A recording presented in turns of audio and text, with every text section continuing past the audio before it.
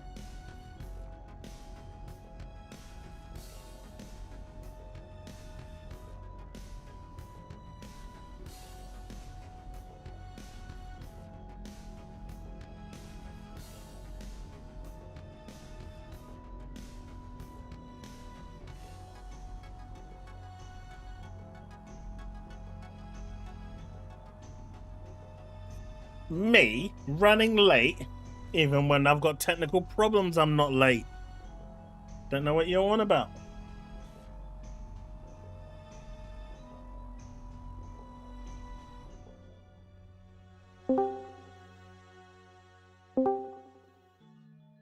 You hear that, Chili? Chili? Chili? Chili! I think it's gone. Hello? He lives! The Chilonius lives! Oh yeah, I can hear. What? Can you not hear me? Why can't I hear? I can hear you.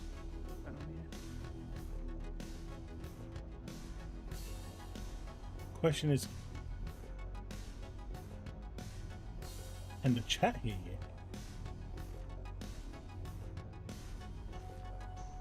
Yo, where's my... Hello? Hello? Hi? Say that again.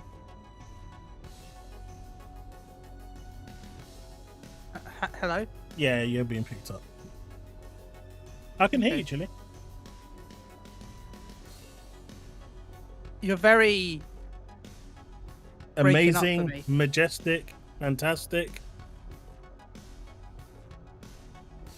You're I'm gonna restart in case that's what's caused it. But I'm gonna restart.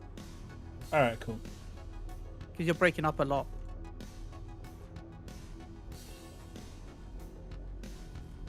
Chat, am I breaking up?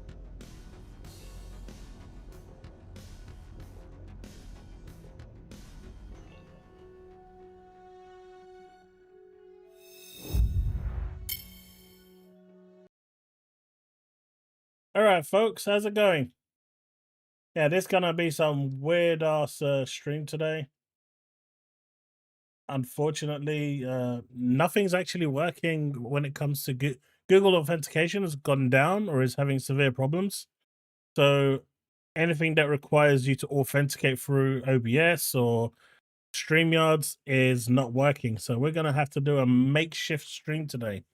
So yeah, Chili's gonna join us in just a bit, and I am on time despite the technical issues. That's got to be worth something, right? That's got to be worth some praise. Yes. I have taken my evening.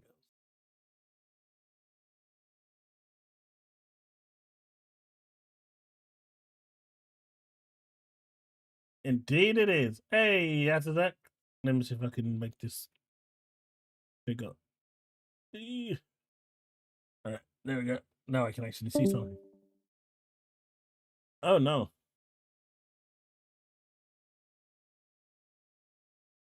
What happened with Discord? Discord! Don't do that to me! The chili has left me, but the chili has arrived back. Hello? I can hear you. Okay, I can hear you now. I couldn't. You were echoing, and it was weird. I was echoing. Yeah, on my side there was like a weird echo, like Hello, you were hello, really hello, distant. hello. Yeah. Can. No, I'm just kidding. Oh. Oh, how have you been, Chili? We missed you. Oh. Recently, not that great, but like today, I've had a massive headache, so I actually just woke up from a nap.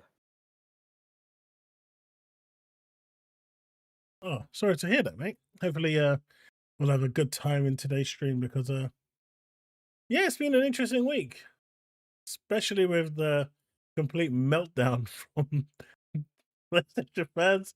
Ugh.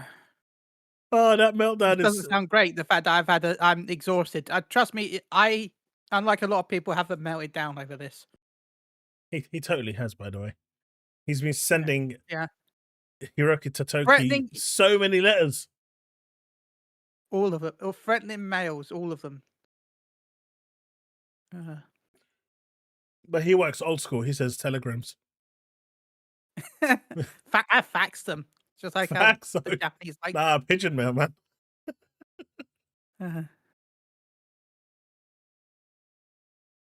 Oh, you've already disappointed Steve. Our favorite Xbox series. A nap, you lazy sod. Well, Paul, I had a massive headache, and if you know my health issues, anything involving head related stuff, I make sure I keep an eye on. So trust me, yeah. We all take naps every once in a while, right? It's been one of those things. Man, do I not have the music track at all? I guess not. So we're gonna have to oh, it's gonna be one of those streams. Yeah, because I can't because I normally connect via OBS to stream YouTube. I can't do that right now because it doesn't pick That's up any weird. of the details. The authenticator has gone to Fritz. I checked StreamYard's authentication because they do it via Google as well. They're down as well. Okay. Good Maybe this is why Twitch wants more ads. Oh yeah. Twitch is definitely wanting more ads. Twitch wants to give you more ads and less gameplay. Did you know there's actually a way Yeah. that you can actually have on Twitch? You can manually set it so per hour there are more ads than there are actual gaming Yeah. content. Yeah, and they want 50% more. So. uh, Hey Matt, how's it going? I don't have that long tonight actually, because I do have Baldur's Gate tonight. I thought it was gonna be next week, so I will only have about an hour of you. Sorry. Yeah, that's fine. That's no problem. With the way this setup is going, probably gonna keep it short and make it next week a longer one. But I guess we can get started right away, right? We can get stuck right in, like right straight in, like as far as possible in, right? My? I don't know. The missus is just giving me the dirtiest look, right? uh, Oh, let me see. Am I actually looking at what I'm supposed to be streaming? I am for a change. See, I told you, super organized. That is me. This spidergram is crazy, right? Well, not spidergram, but you know what I mean. This is basically it's the kind of like Xbox it's a ecosystem. family tree. Yeah, that's the Xbox ecosystem. Yeah, the Xbox family tree. Yes, sir. And it's mental. console, It PC, is kind of mobile. crazy. It only started as just the Xbox console, and it's just Yeah. evolved into this. It's crazy. Yeah. So here's the thing, right? Because we gotta discuss this. No one had a problem with calling this an Xbox, or No. this an Xbox, Or that or this cat an an Xbox. Xbox. I Yeah. totally wish this was an Xbox, right? Uh, So why is it a problem when this is an Xbox? Mate, I have seen I mean, Nibs has written essays. I mean, he's written like 4 or 5 dissertations by now on this. I've seen people to be that I fair, know that aren't console that warring that are doing the same. I do think it's frustrating though, the fact it doesn't supposedly run Xbox games native. I can see why some people complain about that, but at the same time, But it was never intended to.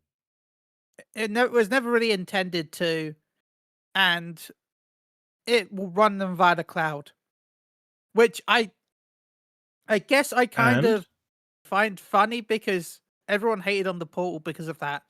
While this is doing the exact same thing, but and also you've got your PC versions of current you Xbox games as well. yeah, any first party game that's Xbox Yeah, or third party that's in Game Pass can be natively installed.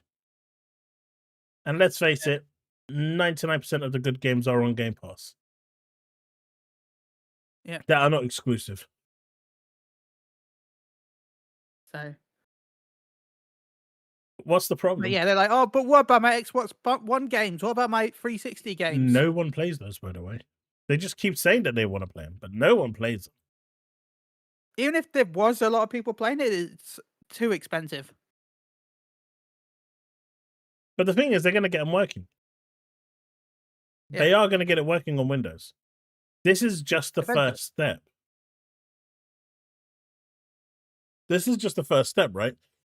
They're doing this to make sure that... Future's bright, the future is green, orange ad, smiley face emoji. Hey, yes, Zach. Thank you for the £2. But, did everyone hear that, by the way? Or is it just me? I mean, I didn't, but that's because I've got the stream muted, so I didn't hear Oh, you heard it? Okay. Thanks. I just wanted to make sure because I'm using a really makeshift stream setup at the moment that I'm really not happy with, but I didn't want to cancel Okay. tonight. I just wanted to at least have something running tonight and we can think. But yeah, the way it's gonna work is, and this is why I said in my video that I can see them canceling the original handheld that they were officially going to make. Because the idea with this is they get the UI right.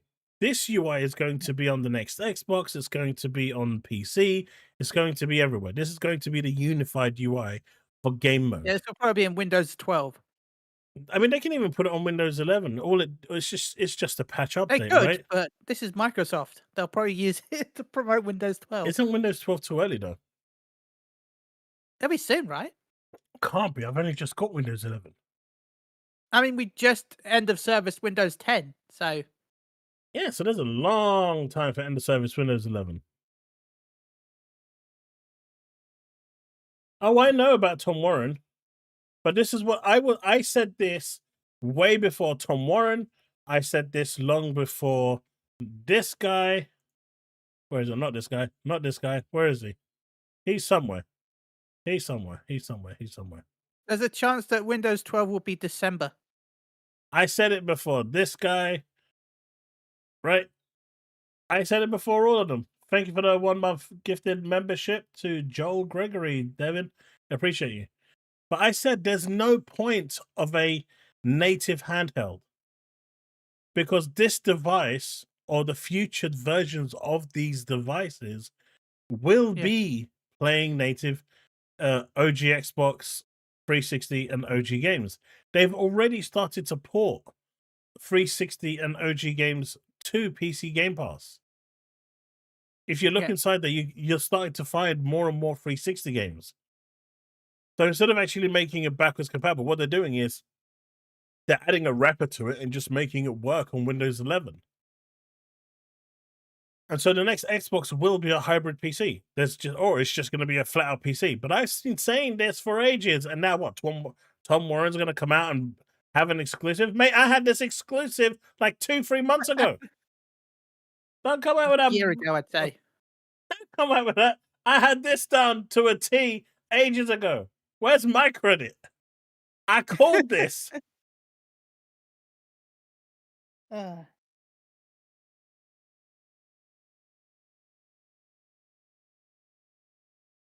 would Microsoft bother to manufacture one if they don't have to? Just because they can make more money from that one than they can the third-party ones. But I don't know. We'll see. I doubt it. I just don't think it's in Microsoft's interest to do it. No. You got to beef with Tom now? Nah, I'll leave Tom to his own accord. As long as I know the truth, you guys know the truth, that's all that matters. Oh my God, Steve, Hip Hop Gamer. That's a name I haven't heard of for years. Oh my God. Mate, that guy. He's still around, right? He is. I caught him out a number of times on when he said he broke the news, and I'm like, yeah, but this guy broke it like 3 weeks before you did. And he won't reply back. Yeah. At least he doesn't block me. Not like Zubitech, right?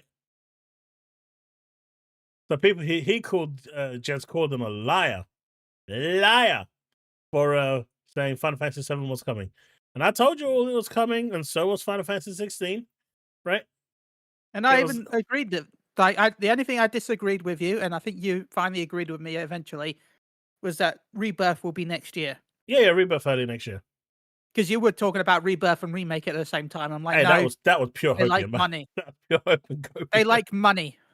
But what is it? They actually released a statement not long ago. I think it was maybe about 6 months ago. And in that statement that they wrote about Final Fantasy 16, maybe a year ago now, I can't remember. But they wrote something about Final Fantasy 16. And they openly told you in there, without expressly saying it, that it's coming to Xbox. Because it was from there that I went digging. Yeah. It was from there that I went digging. It was only 6 months exclusive, technically. Yeah, and then my source like told me, Rebirth yes, technically a 3 month. it's in development. Yeah. Alex blocked DCG? Yeah, I've No already way. said when I'm buying a Series X, and that's for that weird game that was at the showcase. I even said it in chat. Chaos can confirm it. I forgot what the game was called now. It was that hotel management game, right? Oh, yes. The hotel management. Yeah. The Magic Hotel. I said, Yeah. look, I'm going to buy a Series X for that. So. I also love the fact that everyone keeps saying that every numbered Final Fantasy game is available on this one. And every time I correct them, they get so pissed off. I don't know. Yeah. Why? Why are they getting annoyed? 11 just finished celebrating its 23rd anniversary with a massive update. So. They did actually something insane. They gave everyone a free Mog weapon, which is one of the rarest weapons in that game still. What's that? Final Fantasy 11. Oh, they're doing that now? I don't know. They just finished it a couple of days ago. No, I missed out. Dude, what type of friend is he? He didn't even tell me. I don't know if you know about what Mog weapons are, right? Mog weapons? Yeah. And they did Amiga ones. They have like a gambling thing that you can do every so often. Yeah. And first place on the server gets one pearl that has a chance they can buy a weapon. One person on each server. Oh, wow. So, yeah. To celebrate the 23rd anniversary, anyone that logged in before, I think it was the 7th of June, could get an item to pick up one of the weapons.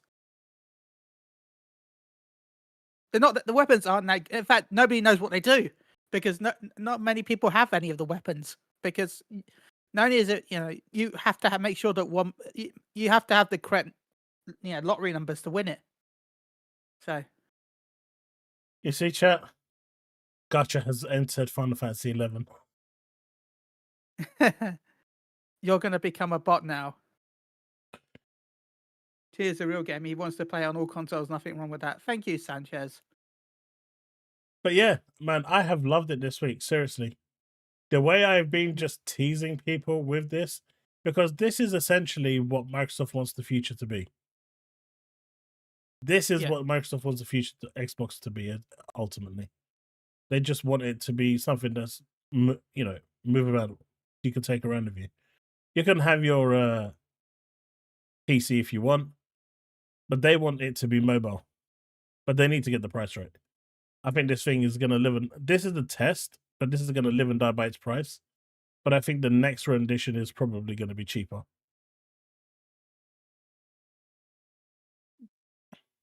I don't know if it'd be much cheaper. The hardware's expensive still for them to make.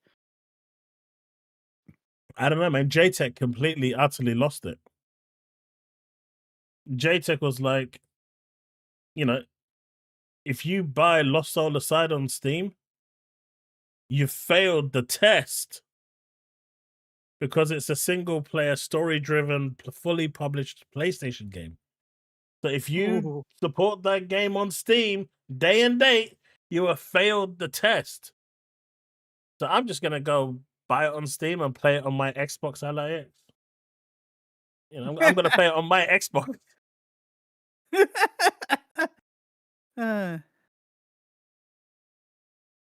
Like, all I'm saying is it an Xbox? It is an Xbox. It's an Xbox. So I'm gonna play Lost Soul Aside on my Xbox. And there's nothing anyone can say, because what I just said there is factually correct. Yeah. Finally, a PlayStation exclusive on your Xbox. Wait, what? Devin, what did you say? What the?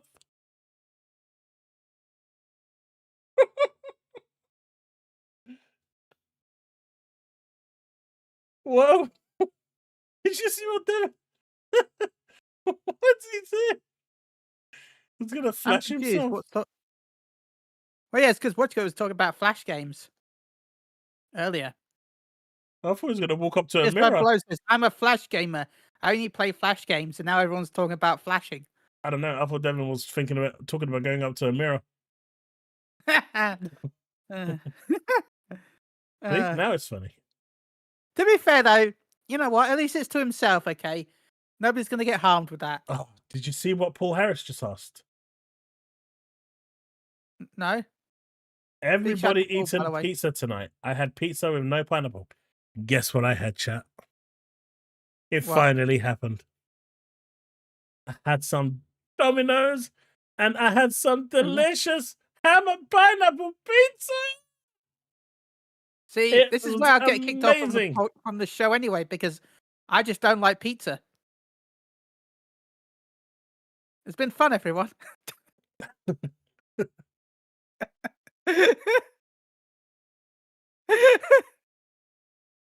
Look, I actually went out and had sausage and chips today from the fish and chips.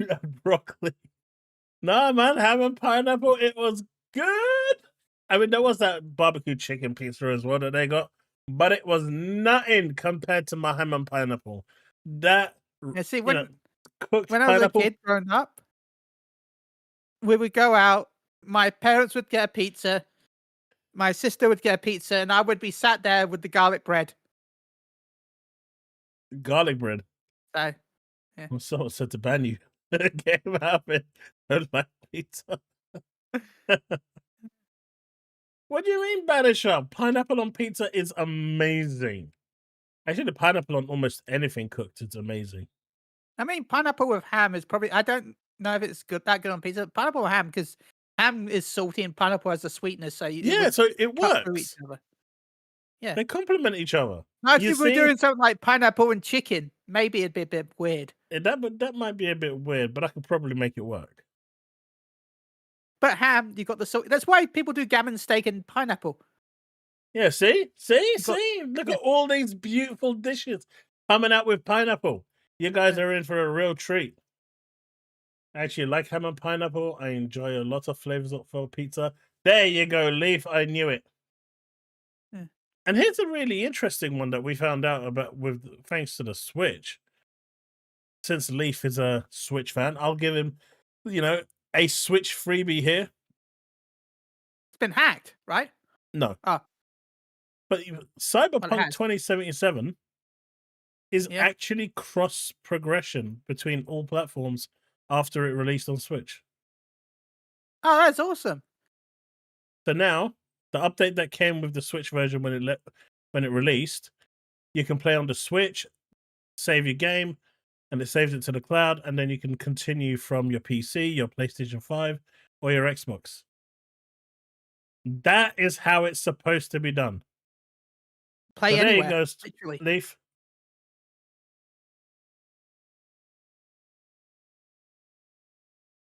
Okay, someone's banning Steve. There you go. Now, no one likes Marmite, right? No one likes Marmite. Not even you, Chili. No, I don't like Marmite. No one likes Marmite. But do you like Steve here, mustard? I don't mind mustard. Okay. On But specific things, by the way. I don't like it just on its own. Yeah, Has to be yeah. specific foods. Like on hot dogs and stuff.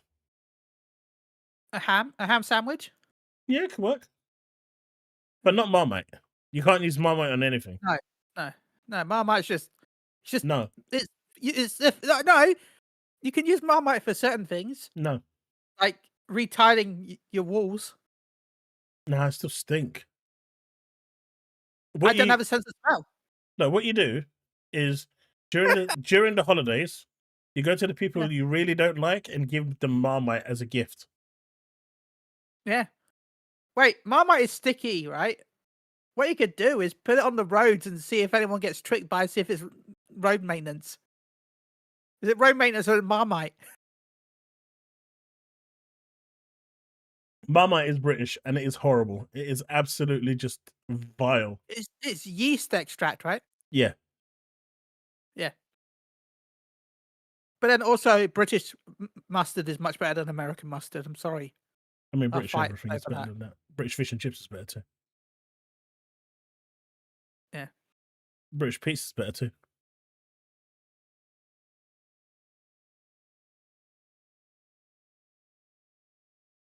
British Chinese is not. I'm just kidding. Gotta draw a line somewhere. Gotta draw a line somewhere. Mate, olive pizza is amazing. What do you mean? Like, I eat olives like on a daily basis. Is she talking green olives or black olives?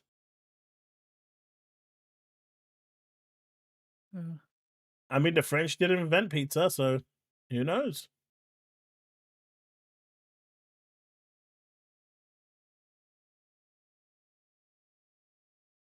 Yeah, Durian is Sozano wins. It smells like rotten corpse and has the textures of grass. Yeah, he wins. The fact that he's tasted it, he wins. He wins. Yeah. There's no competition there, buddy. You win. Am I getting the new Asus Xbox handheld? No, probably not. Night of Cypher. I don't go out. Why do I need a handheld? That's my one of the reasons why I bought a Portal.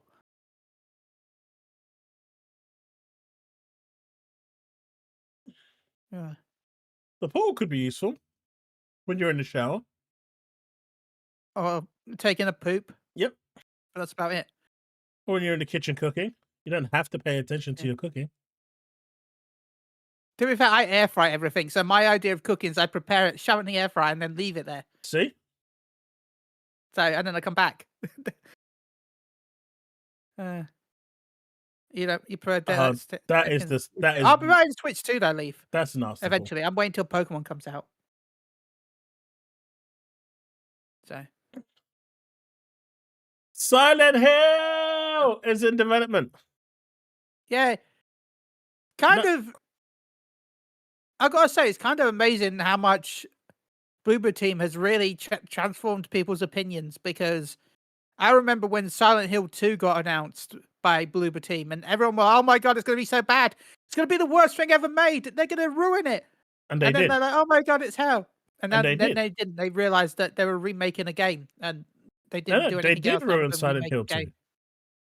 They did? Okay. They did. That game looked trash. That game played trash. It looked weird. And then they said, man, these people's reactions to this is pretty bad. We should go back and maybe do something about it. And then they come back and it was actually really good, because they actually decided, hey, we should do what the community wants. Give them Silent Hill 2, and not something that we think is good enough. You know, and this is why UAT testing is good. Now everyone's like, yay, Bloober Team, Silent Hill. Hey, look, they made a great game called Medium, didn't they? Yeah. That was a really fun game. Totally underrated. Look, I'm just happy that people get to experience this again. Oh, yeah. Silent Hill 3 was probably the best one from what I've seen. Silent Hill 3 is actually the true sequel to Silent Hill 1. Did you know that? No, I didn't know that. Yeah, so you got Silent Hill 1, then you got Silent Hill 2, which is kind of an off story. It's kind of linked because of the city, but it's not really. And then the main characters from the first one are in the third one. And when you complete it, well, I'm not gonna, if you haven't played it already and you are intending to, you'll find out soon enough when they release it. But when you play through the game, you start to see all the connections to the first game. Really good. Although Silent Hill 2 was probably better than Silent Hill 1 and 3. The eeriness of this one during the PS1 days was on another level. It had problems, but the eeriness it had was on a different thing. Just By want the way, to say I love this someone chat and responded to channel. that Twitter Makes with, me laugh lol. my good friend Death Monkey XL saying, can Square link up with them and do a Parasite Eve remake? I don't think that'll ever happen. It's just too much of a license in hell. I'm sorry, Death Monkey. It's way too much license in hell for Parasite Eve. Would they get away with it though? Remade. I mean, could they get away with it? I mean, they banned it in the UK, right, because of the intro. Yeah, and remember, Square Enix doesn't own Parasite Eve. No, they don't. A book company in Japan does. I think it can still happen, though. I mean, they got Third Birthday out. No. Yeah, but they had to remove a lot of the references to the book in the Third Birthday. Mate, that's why it wasn't even called Parasite Eve. Yeah, makes sense. Matt Burton, thank you for that $5. And I'm happy you're enjoying the stream. But yeah, this is awesome. This is really, really awesome. And we'll see it in 2030, right? 2030, here we come. Hey, this is our first next-gen game. Probably, yeah. Mate, check this out. So this dude got really upset. So Stellar Blade has released, right? And here's the actual social team cheering and celebrating that it's gone to #1. And, I think it's got like 200,000 concurrent users at the moment, which it's doing really well. And then this dude's like, where is it on GOG?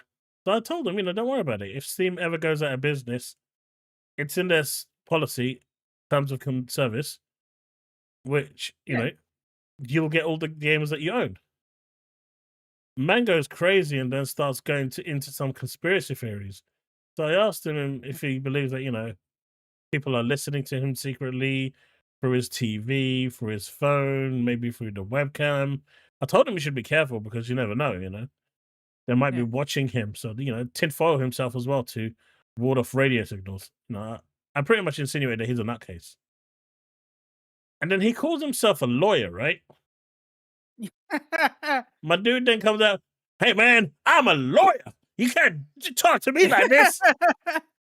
And then blocks me after he lost the argument. Like, what type of lawyer are you? Some back alley has been washed out. Oh no, watch out! You've angered Daredevil. Man, it's He's a lawyer. He's a Baptist, and his name is David. Clearly, he is Daredevil. You have angered Daredevil here, Chaos. mate, this guy Watch literally, apparently he's a lawyer, but he can't argue. What type of backwards shit lawyer is this? Mate, I feel Watch sorry for out, their clients. Chaos. Have I got plenty of sleep? I got 5 hours of sleep, which is pretty good, actually. I did wake up twice in between, though. So it wasn't straight, but it's better than normal. For some weird reason, I can't get to bed before 4 o'clock. But I did have a good day yesterday. You know, I sat down, watched some TV, played a bit of games, got my ass kicked on E33 some more. You know, we need that hero mode. That's what we need. We need that hero mode in, you know, Expedition 33.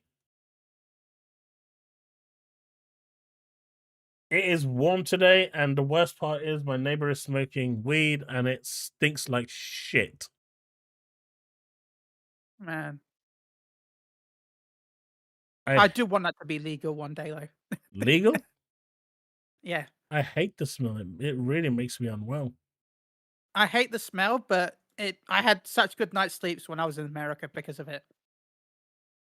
Like, well, no, not from smoking it, from other means. I didn't smoke it.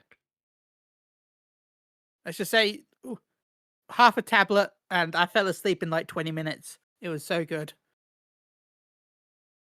So Paul Tassi says Stellar Blade crushes PlayStation PC record with 183,000 concurrents. Holly, who I think is the I like that Bethesda. quote, though. Sorry. She works at Bethesda? No, she doesn't. I thought she did. But she says, Yeah. coincidentally, so did Kleenex sales. That was brilliant. Yeah, it's great. That was great. Coincidentally, so did... do you guys remember the whole free Stellar Blade? Downloaded. You remember those weird people? Free Stellar Blade. Oh, that was the weirdest time ever. Man, 2025 has had its moments, man. And we're only halfway through. It was 2025 when it came out, right? That Free Stellar Blade movement. I think so, yeah.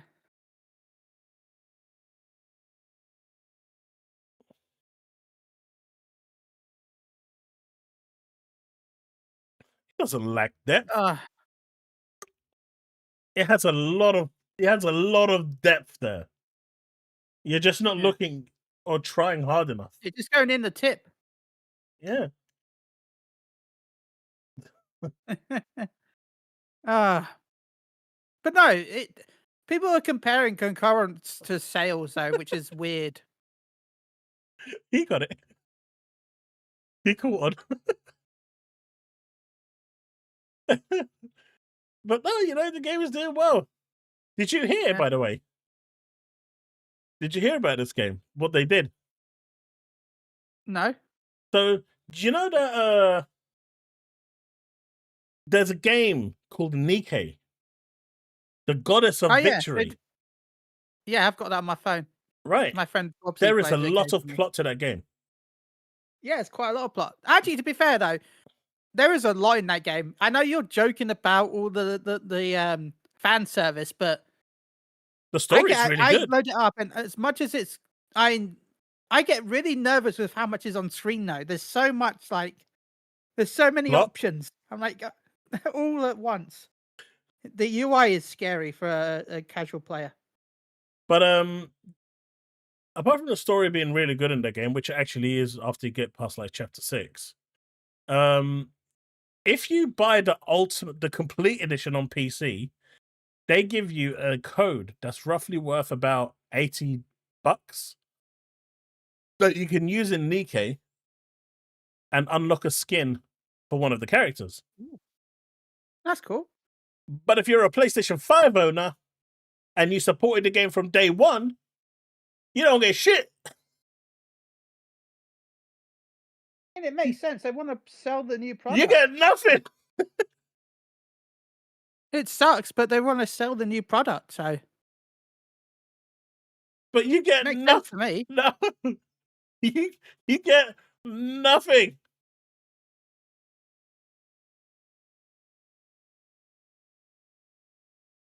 Susana said they told us this last year, but no, it makes sense to me at least.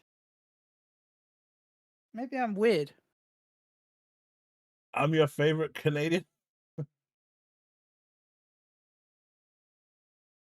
Hey, No, wait, you're not my favorite. You're not my favorite Italian. I'm not even. But the one thing people I see don't talk about this game is the music. The music in this game is so good, from the battle music to area music. It's I reckon it's about 3 or 4 tracks short of it not becoming repetitive. But it's actually really good, and it adds to the gameplay. I never hear anyone talking about the gameplay. Gameplay is solid. Yeah, it's a Souls-like, right? As well. It's light Souls. I wouldn't really call it. It's just hard. The thing that made it hard on PlayStation was that the latency was really bad. I've played this on the demo on PC, and it's pinpoint latency. It's way easier to parry. But on PlayStation, there was like a second delay with the latency, and once you got used to it, it was fine.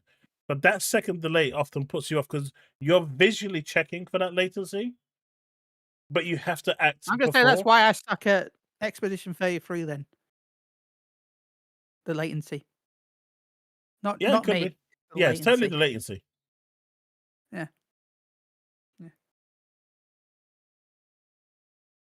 You're just bad at the game bags. I mean, I can't really help that.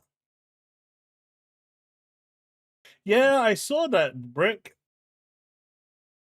Unfortunately, I dropped Nikkei a while ago. I can't maintain 3 gachas. I can't even maintain 2. Yeah, the No, it's not a parrying gacha, is but off. talking about Sony stuff quickly. I saw that. Did you see that? What you call it? Ratchet and Clank article that popped up today. I think it No. was today. At least I saw it today. What was it? A developer had hidden a mini game inside the most recent Ratchet and Clank, and nobody found it. So for the 4-year anniversary, they said how you unlock the mini game. It said it's not properly working. It was a prototype, and that's why they hid it behind a cheat code rather than removing it. But if you did specific things in a specific order, you could unlock a prototype mini game. Interesting. I like stuff like that. It's like wasn't a ride the ball mini game. Wasn't it in like Serious Sam or something? But after 13 years, no one found it, and the guy finally came out and said, "Hey, there's a secret that's around this area of the game. Go find it. It's been hidden for 13 years." And people went Is mental. that Fantasy 9 as well? Fantasy 9 had something like that. After 12 years, someone found a side quest. Am I gonna do any mods on Stellar Blade? Nah. There's no need. I mean, the costumes are there already in game. They're already as revealing as anything. If you really want to use them, there's no need for mods, really. Unless they get like really creative and give her bat wings and she can fly and stuff, or angel wings or whatever you're gonna give her. But outside of that, there's no need. I mean, the game itself, they pretty much did it for you. As Bag said, it's the one game where mods will add more clothing rather than remove them. Yeah, exactly. Leaf says, did you see some fans were crying about exclusive Disgaea 7 content being on Switch 2 and now they have to wait for it because there's a new complete edition? That sucks, though. But I haven't really played. I've played one in the past. I didn't like it that much. Do you know what? First of all, thanks, Sol, for the Supporter Plus membership. I appreciate you.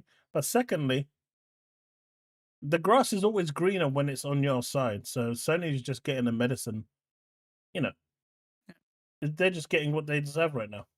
They've been doing it for such a long time. And the problem is right now, they have no games. They have nothing. Yeah. They've got, There's nothing. they money hate Death Stranding. But that's gonna come on Xbox and PC anyway. Well, Lost Soul Aside is gonna be playable day one on my Xbox, LIX. So what have they got? What else have they got that's coming this year? Oh, Ghost of Yotei, right? Yeah. But what is Ben Studios doing? baby steps. What is Ben Studios doing for the next 5 years? Nothing. They've just started I mean, production on the next game. Didn't they just announce that they had to get rid of a lot of their staff? They got rid of 30 people because of Sony's ventures into live service. Yeah. And when they pulled back their live service game, well, they left a gaping void. And all that talk about people supporting the remasters, they couldn't even do that to save the workforce. But Ben Studios is like what 4 or 5 years out from a game, so 29, 30. It's my guess. Intergalactic is probably another 4 or 5 years out. A lot better, nothing. Yeah. Wolverine is going to be an interesting bag of whatever it turns out to be. I think it's going to be a mess. But then I still worry about Wolverine. I love Wolverine as a character, but I still worry that it's going to be too Spider-Man like. And I know that sounds weird because I also like the Spider-Man games, but Wolverine should play completely different than Spider-Man. There should be no real anything between the two of them, really. I don't even like the idea of an open world Wolverine. That sounds bad. But then after that, you've got Spider-Man, which is going to be another 4 or 5 years because it's going to be on the next. It's going to be on the PS6. Yeah. So who's making games for them? Like, what? You just paid $800 for a PS5 Pro, and all the games are like 5 years out. They're probably landing on the next generation console. Yeah. You basically paid $800 for a third-party upgrade. Basically, yeah. It's a really crappy position to be in right now. Yeah, Leaf. Wolverine does run up walls sometimes, but not like as much as Spider-Man does. That's what makes it so frustrating for me. Sci-Fi, I think Tsushima was a great game. It's one of my favorite on that and Returnal are one of my favorite on PS5. PlayStation is the best. The moon haunts you. Sorry, I read Moon Knight and I instantly go back to Rivals. The Last of Us Omega Edition. The Last of Us TV remastered edition, where all the characters are replaced with the TV actors. Chicken Eye Space Marine's already out. If you're talking about the remastered version on Xbox and PC, it's here already. I mean, Paul, that sounds really good to me. I like the idea of a story narrative over the top stealth element Wolverine because that sounds cool to me. So you sold me there.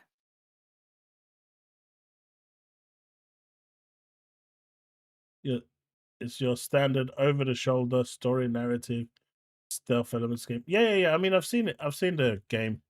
Yeah. People kind of glued together for the levels that got leaked.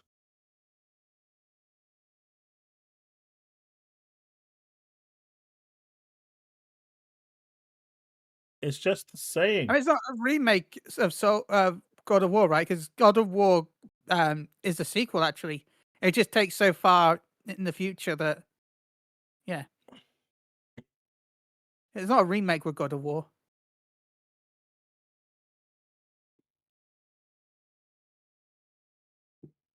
You'll find out in a few days, Steve. You'll find out in a few days.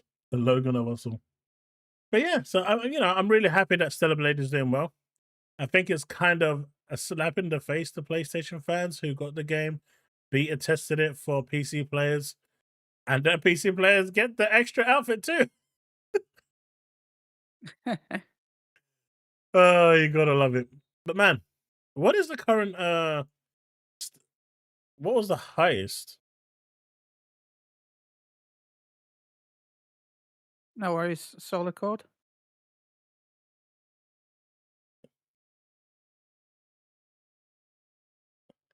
There is no misspeaking in this chat unless you're a toxic douchebag.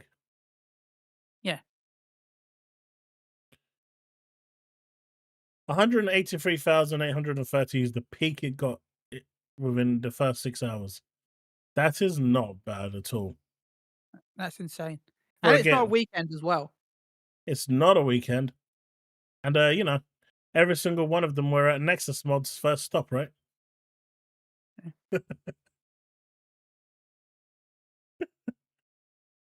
I mean, I feel sorry for No, this it's guy. tie-dye. I feel sorry for this guy. I feel really Why? bad for him. Such a He owns one of the surreal, rarest games that ever exist. such a surreal feeling holding a game you worked on as a physical copy. Oh, God. I am so lucky that I get to spend my life making video games. Cyberpunk gets treatment.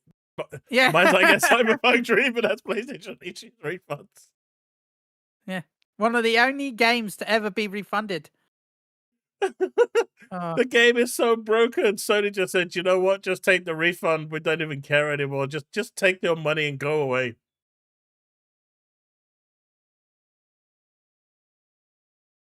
You want a Futanari edition of Stellar Blade? You sleaze I'm sure the mod dog, will you. work. I'm pretty sure there's a mod for that, though, Shinzo. Just Yeah. go to Nexus Mods or something. You should find something. And thank you, Paul, for the lovely words. Mate, it's just, I saw this, right, on my feed. Man's like, I Right. can't believe it. My dreams come. And, Dun, dun, dun, dun, and it's got such a cool dun. game underneath it as well. Yeah, they did. That's why I said mine does. Yeah. Mind's Eye gets the Cyberpunk treatment as PlayStation issues refunds. Look at it. Yeah. Refund on $63. Meanwhile, I got a refund for my £1,000 dollars and my £1,000 sofas. So I go and order. I got like we moved into this place, so order a new pair of sofas. I got like one of those L-shaped sofas because I need one in the house. Yeah. And then I wake up this morning, I'm like, shit. I got it right side. I'm supposed to get it left side. I was like, hard, ring up and cancel the shit if they ain't got left hand. It can't fit. I've got nowhere to put it if it's right angled. I need it left angled. But thankfully, they were quite nice. I need to and call up my refunded. gas electric company because I found out they owe me £500. Golden apples for $50. What do they need to do? What's that? What did you say? You need to ring up your. I need to phone up my gas and electric company because they owe me $500. Oh, nice. That's a nice little bit of something. Yeah. Well, I think it's 450, but still, it's a lot of money there with me. PlayStation issuing refunds. This is a rarity in the making. I just think they didn't care at this point because the game is literally broken. Yeah. Shinzo, there is no dancing from me. Not if you know what's good for you. Thank you, Paul. But yeah. I just saw this and I was like, man, come on, this is rough. Do you think he's gonna issue a refund for himself? Well, no, because he has a physical copy, right? Yeah, so he can still get a refund, right? Fair. Well, unless he got it from the company. Like it. Sorry, I'm just distracted by the fact he's got a cool copy of Tony Hawk's Pro Skateboard 1 on PS1 in the background. Yeah. I don't know what the other things are. That poster looks familiar too. Yeah. I just can't put my finger to it. Yeah, I can't work out that poster either. Chat, what game is that poster in the background?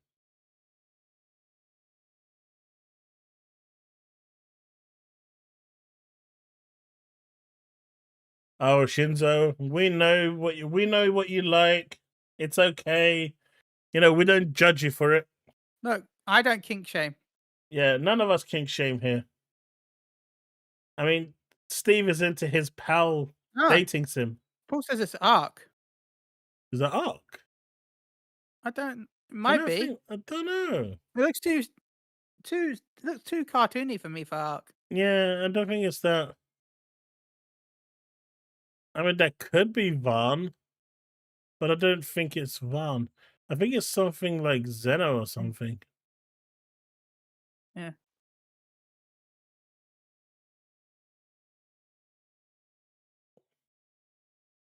But yeah, Steve, give us a rundown on how your testing is going on with the Yeah, Powell's it could be Borderlands. Powell Not dating gonna lie. sims. Sorry.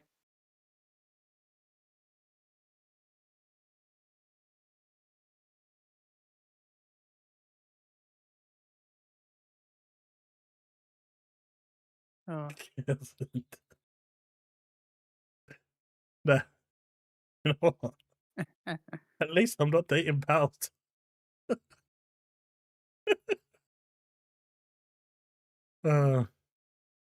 This guy seems to be a bit unlucky, isn't it?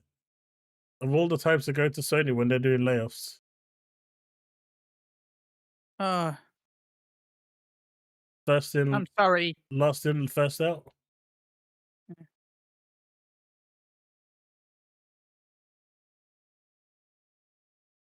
That's too risky for this chat. Hey, that Anemo looked actually pretty decent. But yeah, so apparently you've got Ricky Robinson joining the PlayStation crew once and for all. Also, if you didn't know, apparently Bungie has now been fully absorbed into Sony Interactive Entertainment. They are now an official 100% Sony studio. I mean, not that anyone thought that they wasn't, but there was this fake facade going around where apparently they were independent to do what they wanted to do. And even though Sony paid $3.6 billion to acquire them, they had no real control over them. Like Yeah, that none at all. like anyone None. believes that. They're just like Sony just like giving them 3.6 billion. They're like, oh my god, poor Bungie. Mate, like, who spends $3.6 billion and says, okay, you can still continue the way you are. We have zero control over you. Uh-huh. Yeah. That's really going to be a thing. Especially from Sony, who is a control freak. Yeah, that's really going to be a thing, right? No. But now they've apparently been absorbed completely into SIE. They are no longer To be independent. fair, as someone said, with all the AI stealing that Bungie does, maybe Sony should be like, oh yeah, no, we had nothing to do with them. No, they're just no.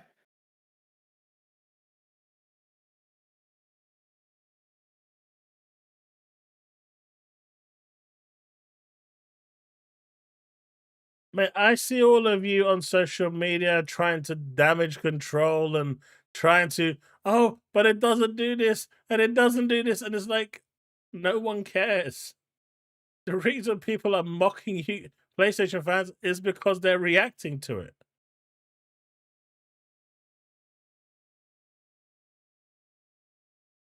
I've seen people writing like essays as to why it's not an Xbox. But, like I said, at the time, that was an Xbox. That was an Xbox. And everyone was totally on board that that was an Xbox. So what can this do that the Asus Ally, the Xbox Ally Rogue can't do? This does it via cloud. That does it via cloud. So it's an Xbox. End of story. But people get so wound up over it. And I'm here for it, by the way. I am absolutely here for it. Because it has been the funnest few days I've had, especially with the shit I've been taking at work this past week, the pounding I've had at work. It's been crazy. But this has probably been the funniest week I've had in a long time. Just seeing people completely and utterly mentally lose their shit and trying to come up with like all sorts of justifications as to why the Xbox Ally X is not an Xbox.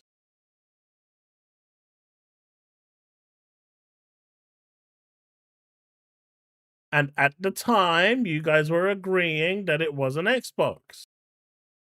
You lot were saying this is an Xbox. That is an Xbox. the TV. Why buy an Xbox when you could buy a TV? It was a PlayStation fan saying this, right? Why buy an Xbox when you can buy a Fire Stick? It was the PlayStation fans saying that, right? Mocking Xbox fans. Well, why buy an Xbox when you can just buy a handheld and play the PlayStation games too? You see how this works? You see how this kind of goes round in a full circle and comes back and kicks you up the backside? Yeah, careful what you mock. And here's the thing, right? They're saying that the Xbox LIX is not an Xbox, but they were totally on board with the Asus ROG being an Xbox. Now, who's a hypocrite now? Just saying.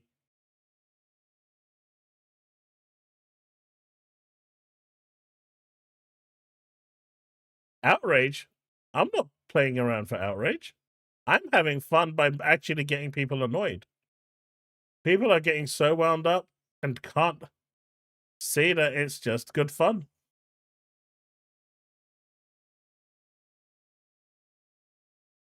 Oh, I'll have to have a look at that. Where did you post it to me?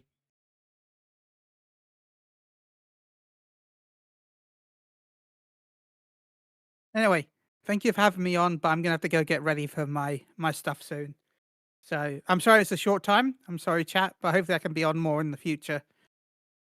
But Did you, before you head thank out you, real everyone. quick, did you see this one? Yeah. Did you see what? this? About about the Dragon Age stuff. Yeah, did you read through this?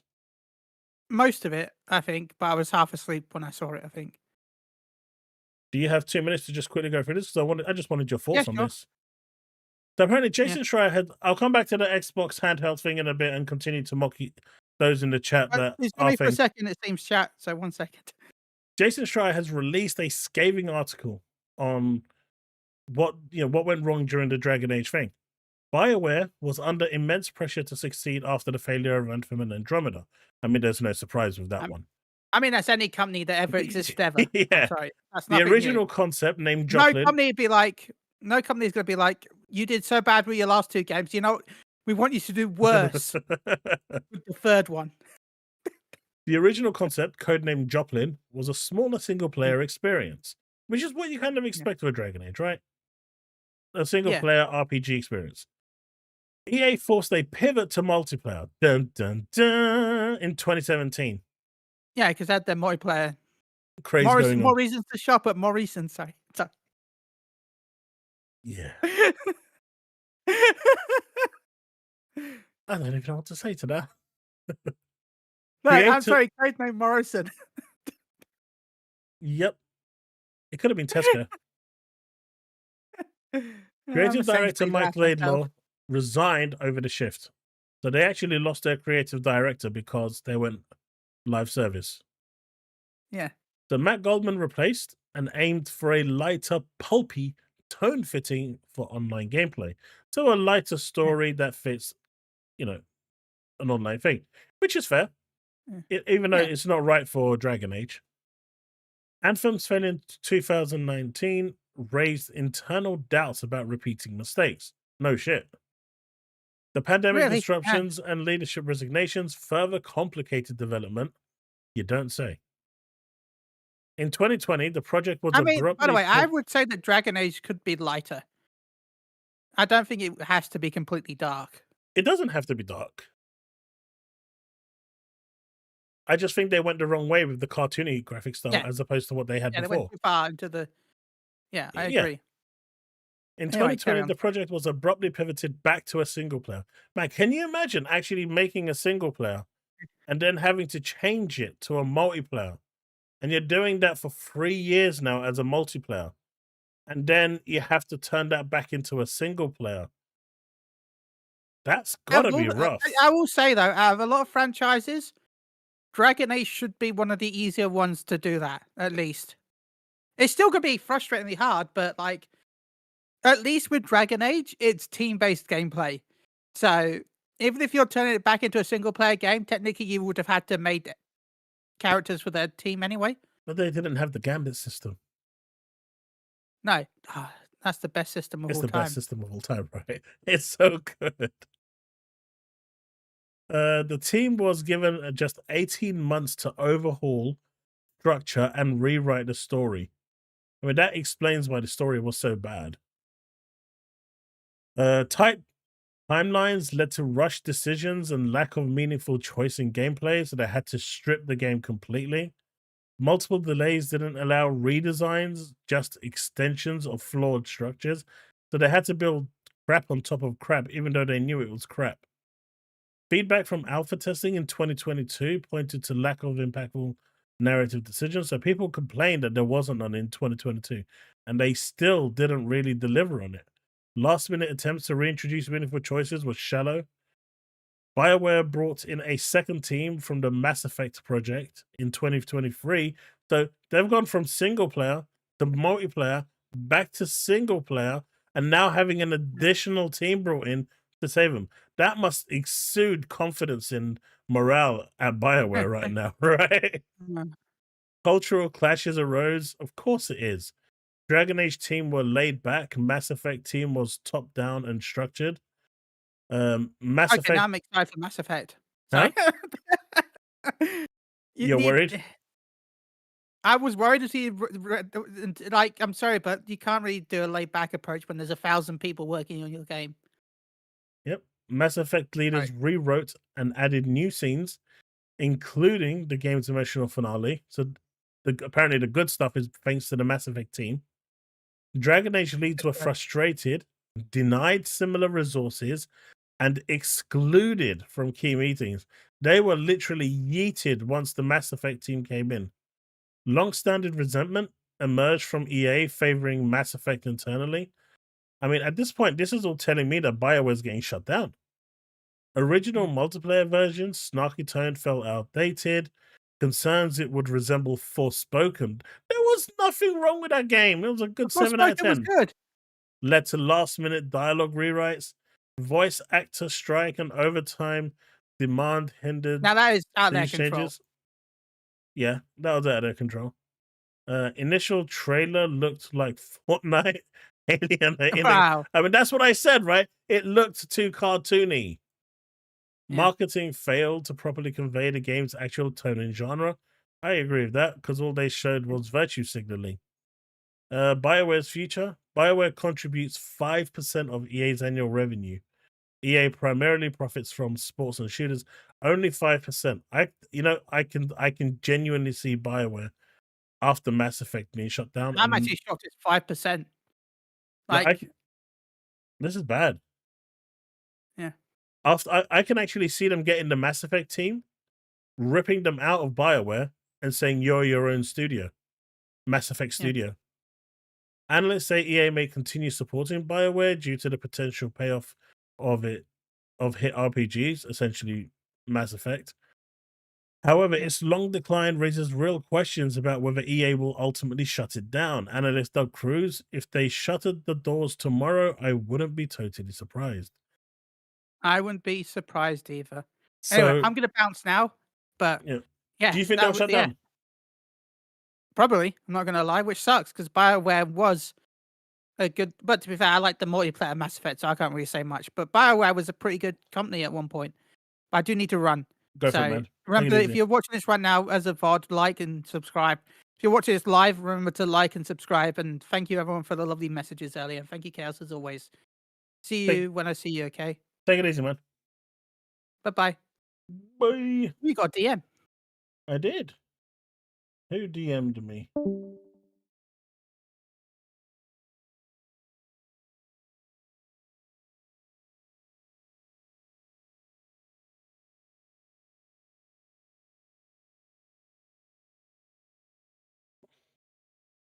That's just some a friend. But yeah, Dragon Age.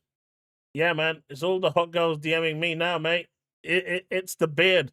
They all come for the beard. That's what it is. But no, what do you guys think of BioWare?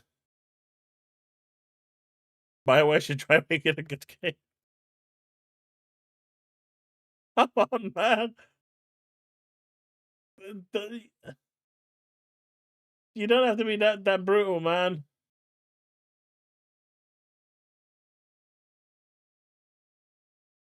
They should make more life, dude.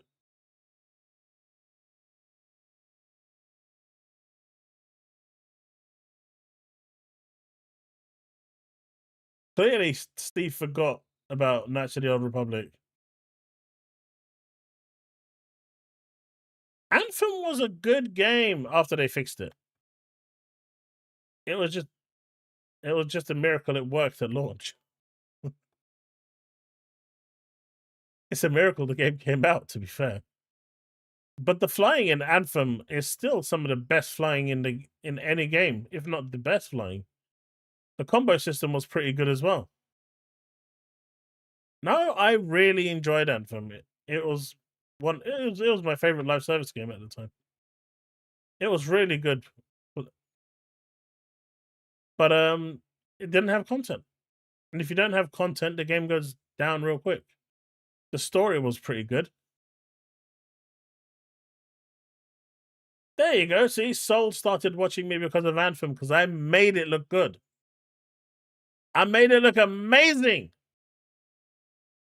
with my Colossus. All I had to do was stand there and just flex, and I was a shield. Best role ever. Anthem needed another year or two in incubation. But for those of you that don't know, Anthem released not because EA wanted to release it or forced to release it. The shareholders actually forced to release that game in the state it did. Essentially, the project ran out of money. And the shareholders said, if you don't release the game right now in that broken state, we're not giving you another penny. We need to see some return before we can invest any more money. So they had to release it in that broken state for the investors to get their money and put some money back into it. And then when Anthem 2.0 came around, EA put it to the investors that they could only have 2 games out of the 3. Dragon Age, Mass Effect 4, I think it is what they're making, and Anthem 2.0. And they picked Dragon Age, which I guess they're regretting their decisions heavily now, and Mass Effect 4, which meant Anthem 2.0 went into incubation.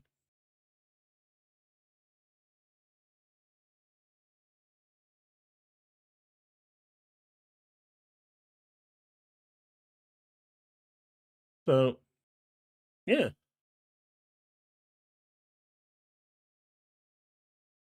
If Mass Effect flops, it's game over for BioWare. Entirely. That whole studio's gone. It will close overnight. It's not even a joke. I thought it was like 83.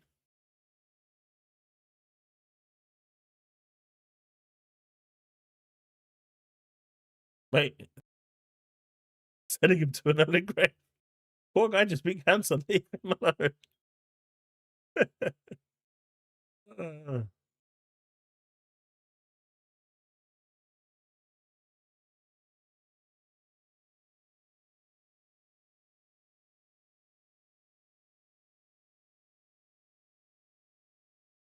Well, here's the thing, right?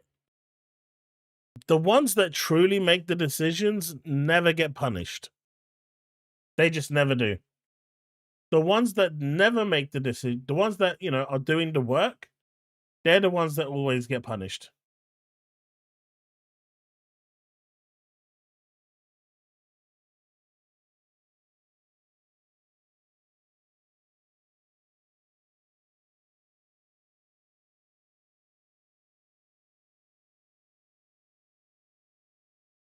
Ugh.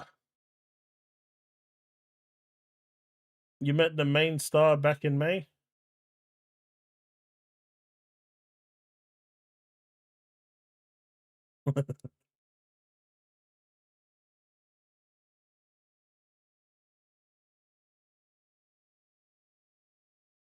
Man, you guys are mean, man.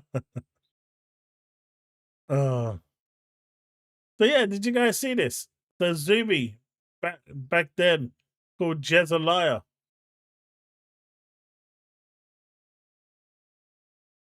I wonder what Alejandroid is saying right about now. I haven't seen him post at all. it'd be interesting to see what he has to say as well. But Risk It actually asked Zubitech to apologize to Jez Corden, and he blocked Risk It for it.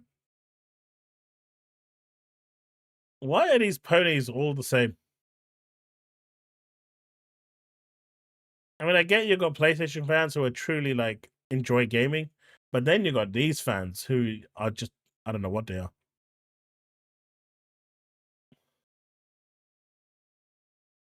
I don't know what they are.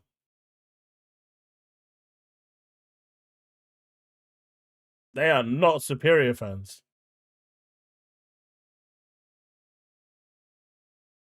I don't even think there's a word for these type of people. Nah. They're the reason why aliens don't come and advance our civilization.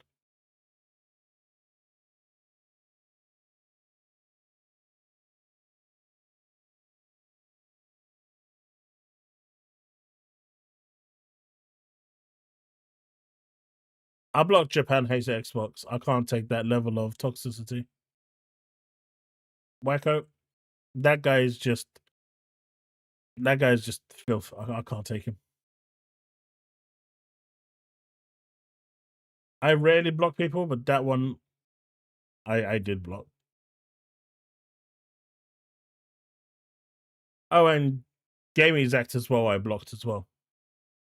Because all he does is lie, slander, and manipulate content to make it look like you're saying something you're not, which is really horrible behavior. But I guess if that's the only sexual activity he's going to get, then it is what it is, man.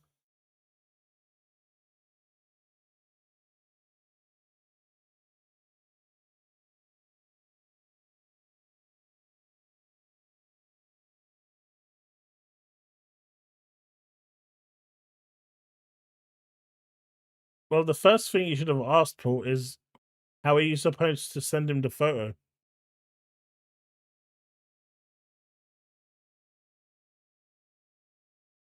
And that probably would have sent him into an infinite loop.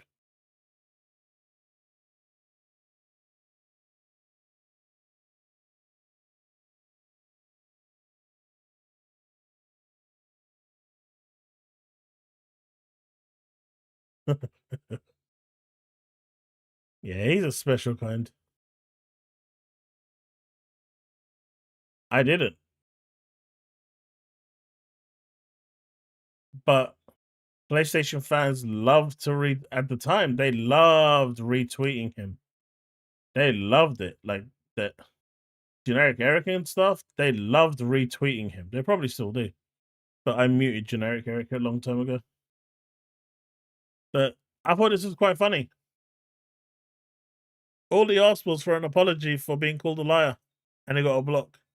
That just says so much more about Zuby than anyone else. Fun fact, Zuby also blocked me because I caught him out being wrong, and when I corrected him, he got very upset about it. Like, really upset about it.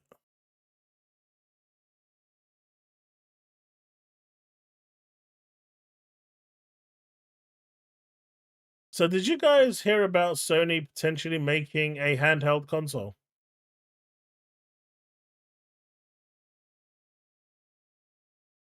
It seems that rumor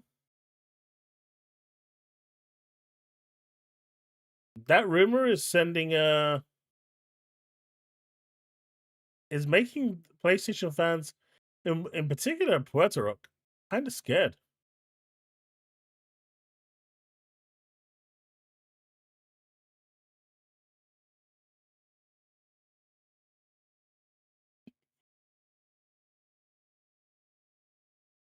Some people will always call it Twitter wacko. I don't think it'll ever. Well, at some point it's going to change, but not anytime soon.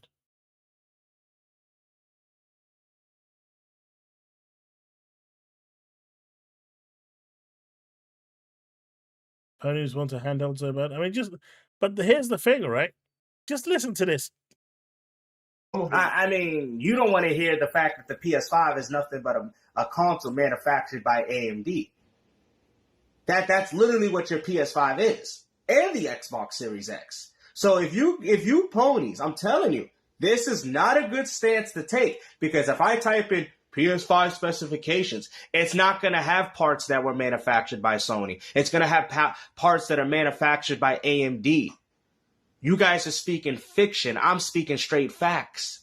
Real. If Sony releases a handheld, the last thing I'm going to worry about is Xbox Family. Okay, look. I like trolling like the next person. I do. I really do. I like trolling like the next person, right? Because trolling is fun. It's good for the soul. You know, just like how I'm going to be playing all PlayStation games on my Xbox handheld. It's so funny, and it winds people up like crazy every time I say it. It's its intended purpose, to wind people up and then see them crash out. It's fun. But AMD did not make an Xbox. They just supplied the APU chip.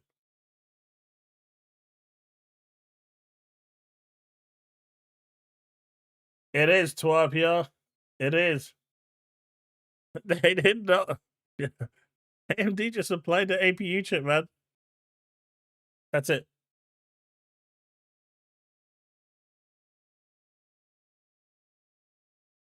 I still don't get why so many PlayStation fans are annoyed at the Xbox LIX, considering they keep turning around and saying, but it's just a ROG Ally.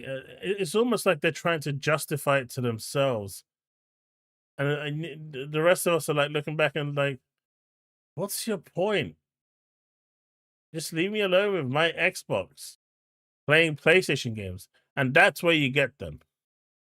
When you say my Xbox playing PlayStation games, that's it. All logic goes out the window with these guys. Not that there was much there anyway, but it just flies out the window and they go ape shit crazy. Pretty much why they probably preferred Ape Escape instead of Bomberman.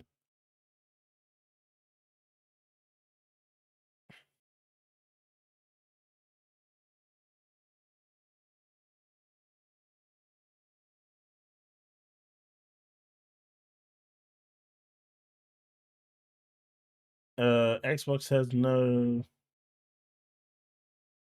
PlayStation logo? I don't understand that. Anyway, let's continue. I'm worried about what Sony's going to do. I'm worried about what Sony's going to do. Please, please, Sony, do not say every PlayStation 6 game's got to work on this handheld. Woo! You see, they're upset. They're upset because that's what's going to happen. That's going to be a selling point. All PlayStation 5 games will work on this handheld, which means each of them are going to be downgraded enough to have to work on it. But all future games will start with being developed for the handheld and then being ported over to the 5 and then to the 5 Pro, which means the 5 Pro is never really going to see the true benefits that it can actually offer. Oh my God, bro. That's what I'm nervous about. Look at that. Hear that? Nervous. So all these guys say, we're not nervous. We don't care about it. Yes, you do. Look at it. He said, I'm nervous. Sony. Look at that. Do not say Look at that. every PlayStation 6 game's got to work on this handheld. What a fanboy, bro. My God, bro. That's what I'm nervous about. Because they know they can't do nothing about the PS5 title, so they got to say.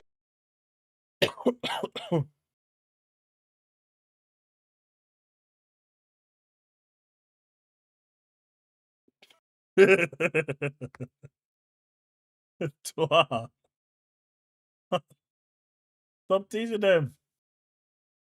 As a 3rd gen Ryzen CPU.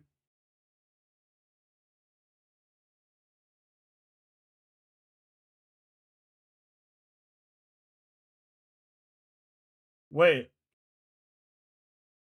Salt and vinegar or prawn cocktail? Prawn cocktail all the way. Wait, what's going on, Woodpit?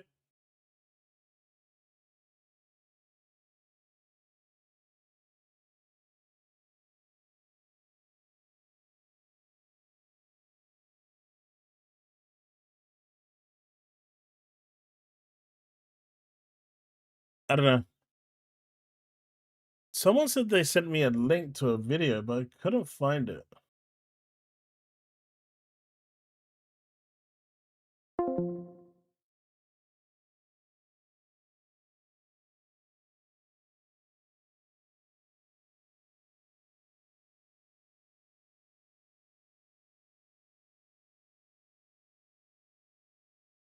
Leaf, was it you? Is it by Foxy Games?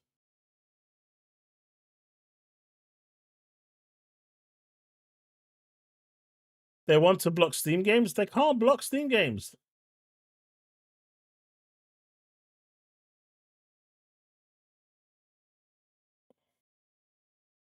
They can't block Steam games.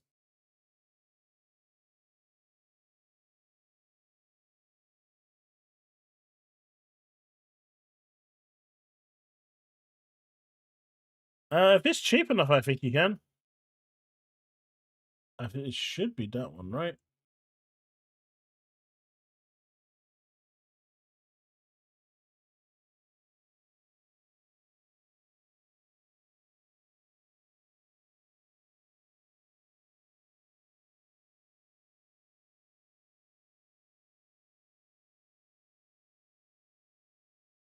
Just having a look.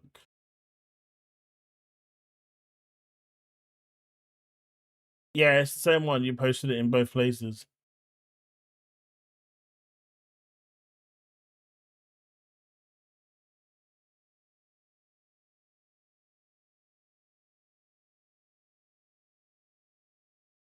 Who's crashing out?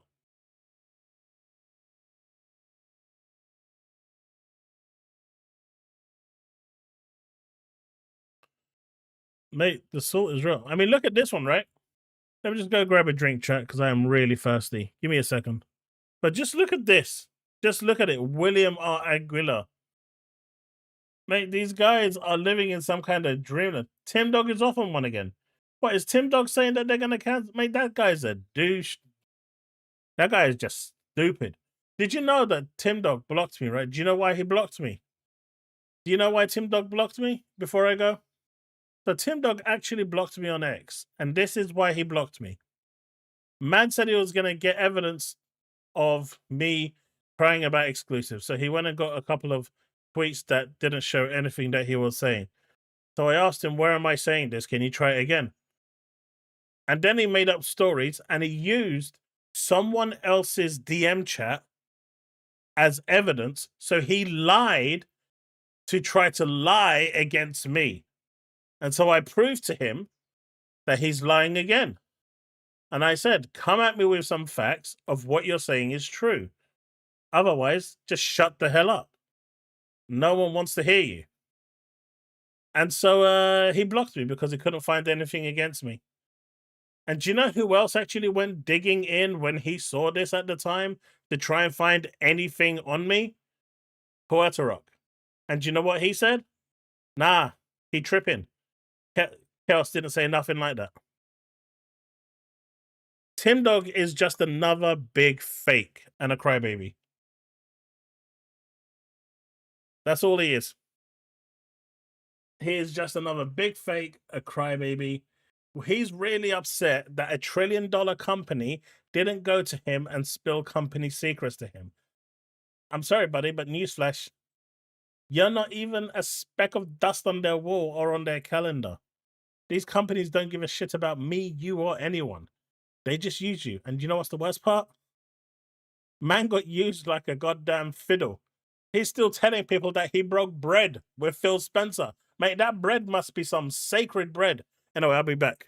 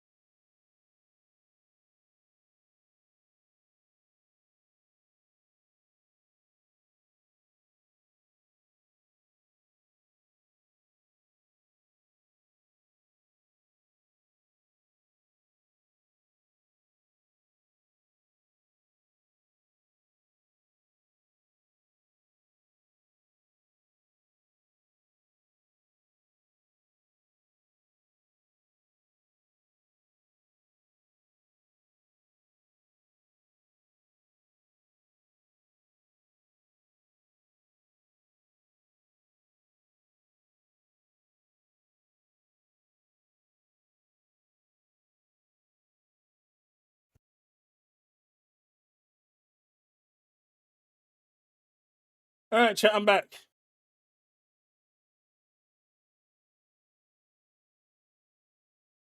Where were we? Right, wasn't Tim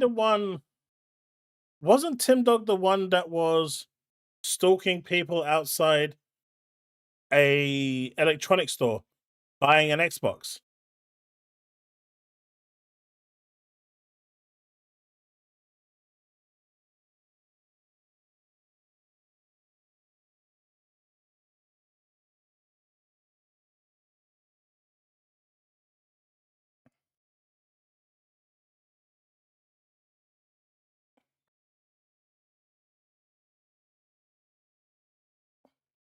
Yeah, so Steve, Tim Dog, right?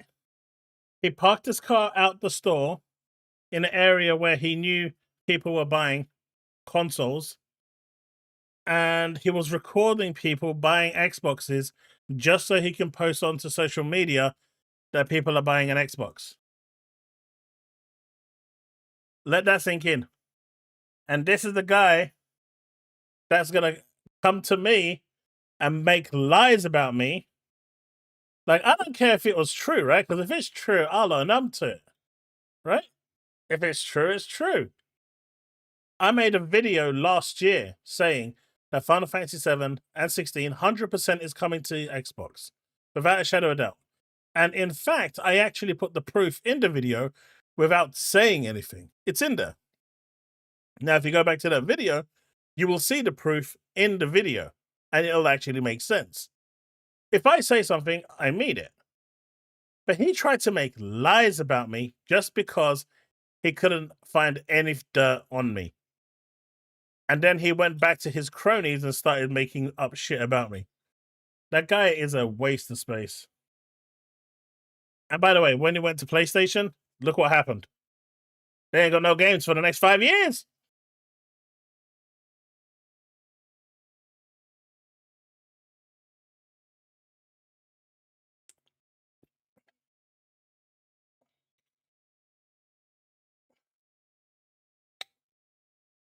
Yeah, you should. Steve, you should. Say it.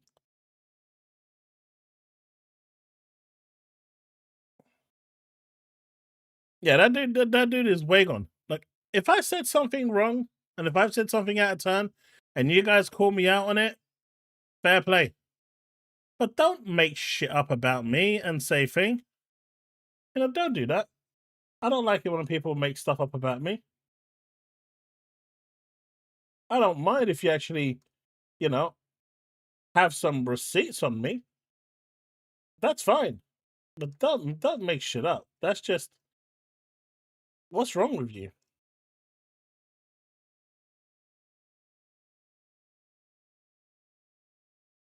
You know? I'm trying to see if I've still got it.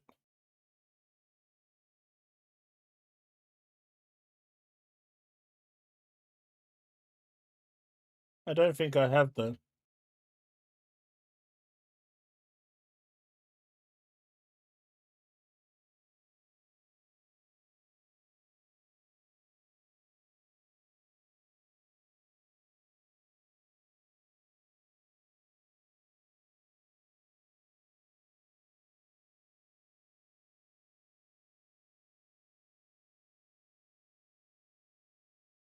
I actually found it.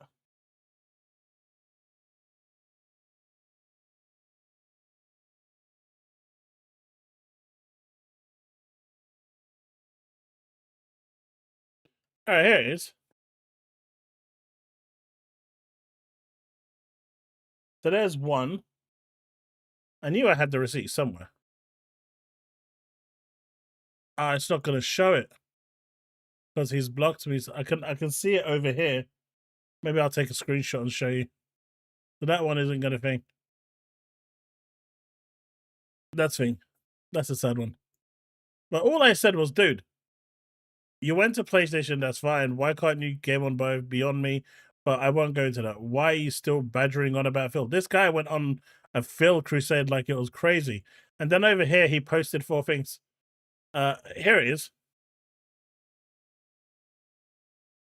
he put it in here. He cut off the name Chris, right? He cut this off. So he only posted this part here from the 14th of June down to the 1:49 p.m. And he said this was me. And I actually found it because I recognized this when he showed it against someone else. So what he was actually doing was that he was going into his private DMs at the time where people were DMing him privately. And he was basically to get his, because he was feeling Xbox fans were a bit aggressive against him. He started going and posting people's DMs like it did to Colt Eastwood. And he said that was me. That is not my name. I'm a Muslim. You know, I'm not ashamed of being a Muslim, but at the end of the day, that's not a Muslim name, buddy.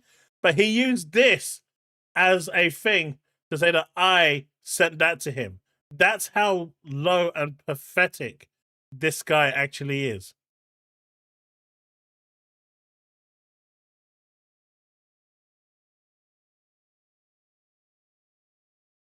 I take lying very seriously. I don't like lies. There was that video, right? I want to check it out. Because apparently, it's funny.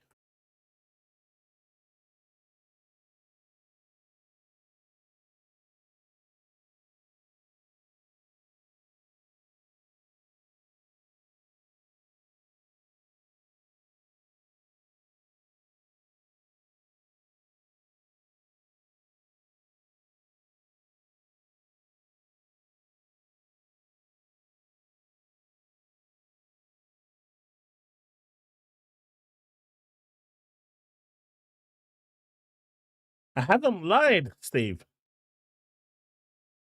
I haven't said whether I played it or not. I just said you like playing Power Worlds. Dating sim. I just said I don't know which one is worse.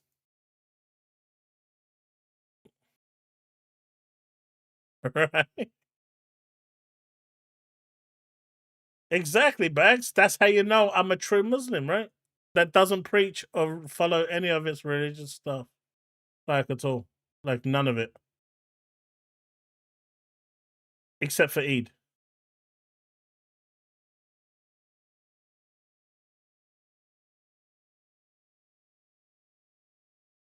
Mate, first question is, why are you peering through my window? Because that's creepy in itself. But secondly, respect for being a total ninja.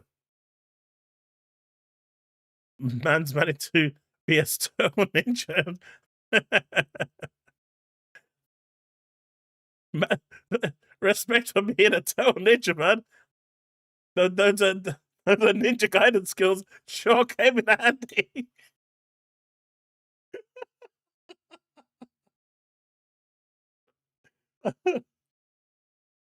Right. I've got some. Now it explains why I've got those cardboard boxes outside, right? Every time I go to the door, it's like, eh? Huh? Whose footsteps are these?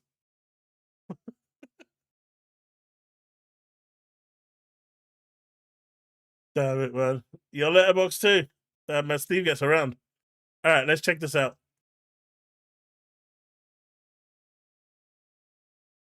But yeah, need to speak to the missus and get rid of those cardboard boxes, man. Shit just got real.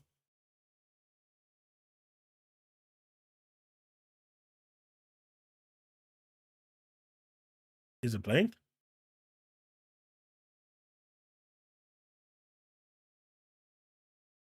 Do you want to play? You know, perhaps I'm living in a different reality or something. Maybe I'm from another planet. Maybe all of this is just some weird dream.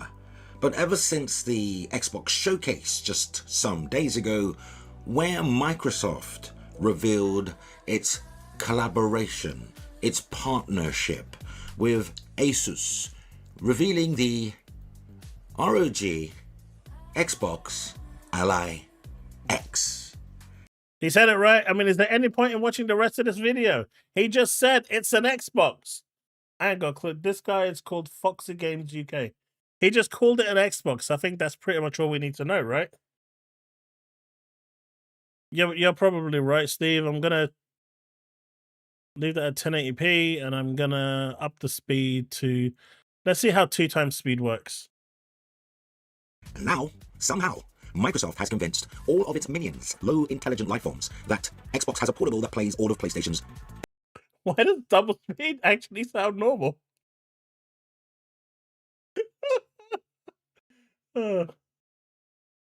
It's okay. We'll do it in 2 times speed. It works. Let's go, chat. Apparently, we're low life forms. Exclusive console games. Yeah, I have thoughts and opinions on this, and it's not going to be pretty, because I'm fed up with these grifters, these self-servers, these, career wannabe journalists that are so desperate to lick Microsoft's boots, they toe every line, they agree with every pivot, and even when they criticize Microsoft, it's some kind of softball criticism. Something like, oh, I don't agree with this step, I think Microsoft could do it this way, but they also know what they're doing. That kind of criticism. It's not real criticism. It's, oh... So can I ask a question, since he's talking about criticism? Sony has shit the bed horrifically this generation. In fact, they've shit it so bad that it's so radioactive, it's gone through the bed and gone to the Earth's ozone layer.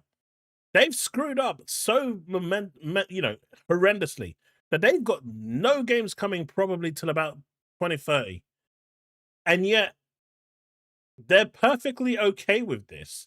They don't hold Sony accountable. They don't demand for better. They don't expect better.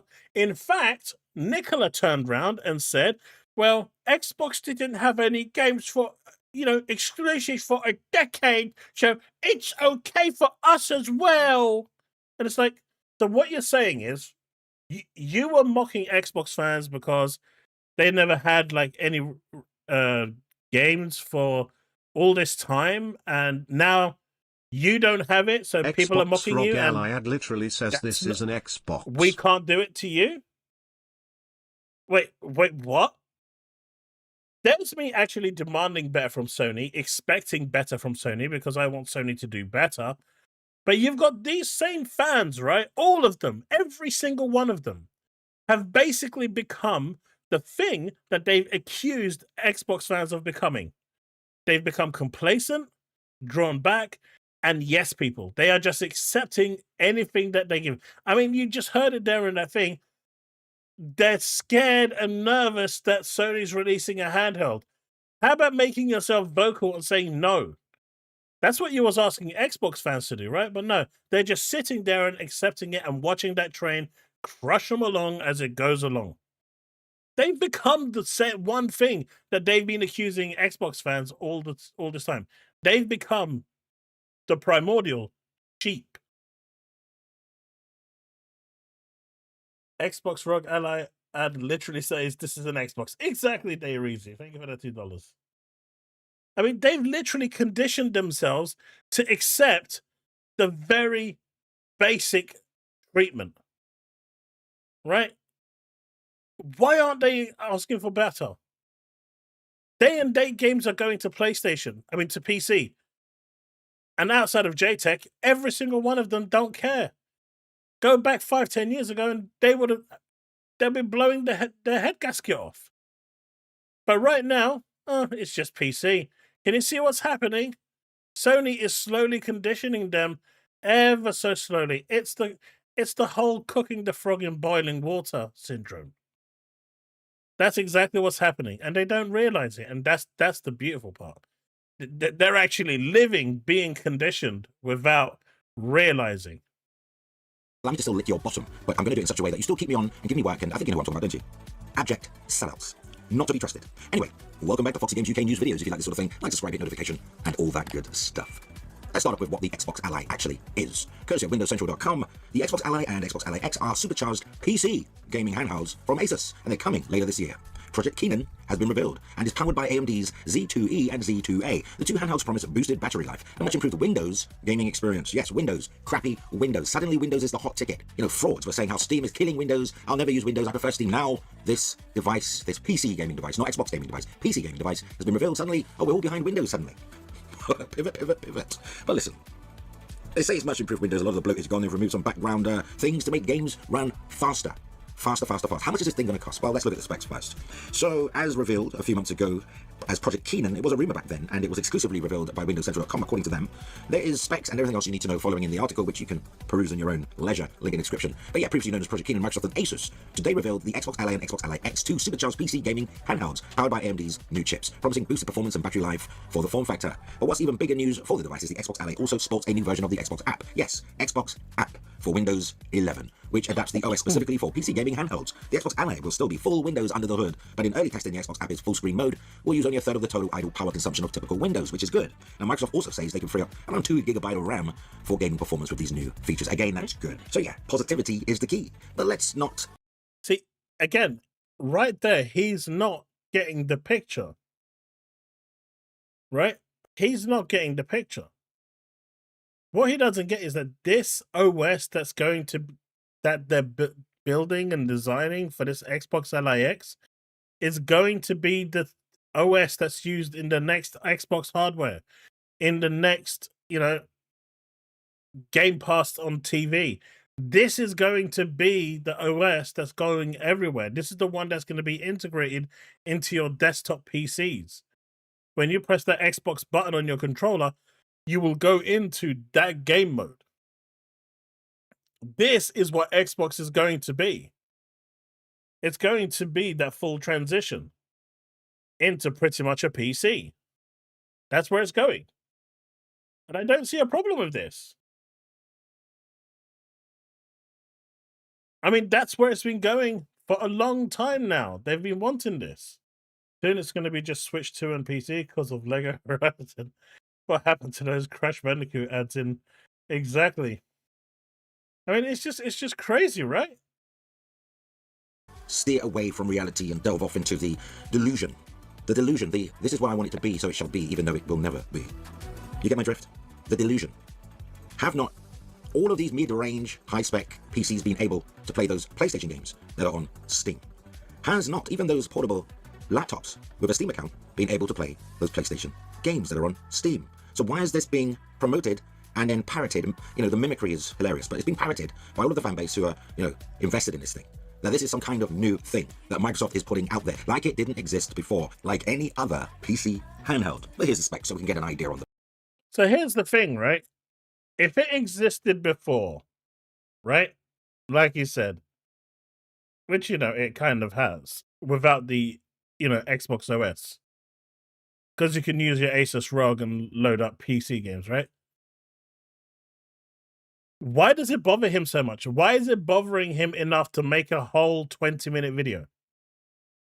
Why is he crashing out on a video because a handheld that he claims is a PC handheld can play PlayStation games?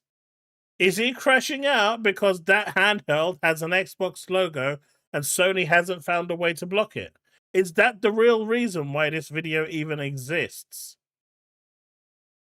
Because I think I'm onto something here.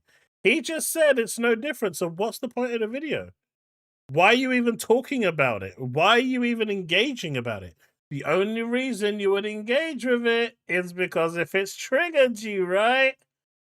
It triggered you that an Xbox logo on a handheld is going to run PlayStation games. That's it. And do you know what? I'm pretty sure 99% of the Xbox fans that are feeding into this are using this to troll PlayStation fans. They're not stupid.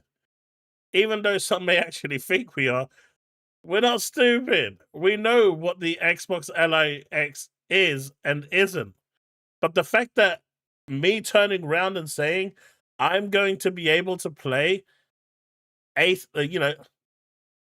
what's that game? Lost Souls aside, a PlayStation day one game on my Xbox is triggering.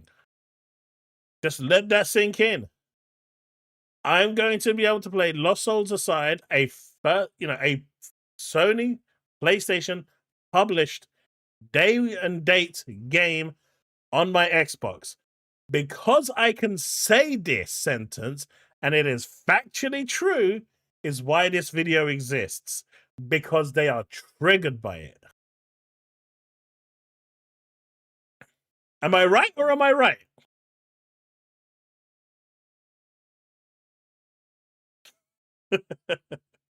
Sorry. But seriously, am I right or am I right? The price. There's no official price, but the existing ROG Ally is about $600-700. So yeah, there's no telling. So Bags, it will be going to all PCs, but not immediately. Asus are going to have it on the Xbox Ally first and the Ally X. After, it's going to roll out to the rest of the Ally range. And after that, it's going to roll out to the rest of the handhelds. And once it's gone to the rest of the handhelds, I assume at that point, they will have done sufficient testing for it to go to desktop PCs. So the Xbox Ally and Xbox Ally X specs are as follows. Let's start off with the weaker version. Xbox Ally is a Windows 11 home. AMD Ryzen Z2A processor, 4 times Zen 2 architecture, 12 times RDNA 2 compute unit, 16 GB of memory. Bags, that's the point. That's why this exists.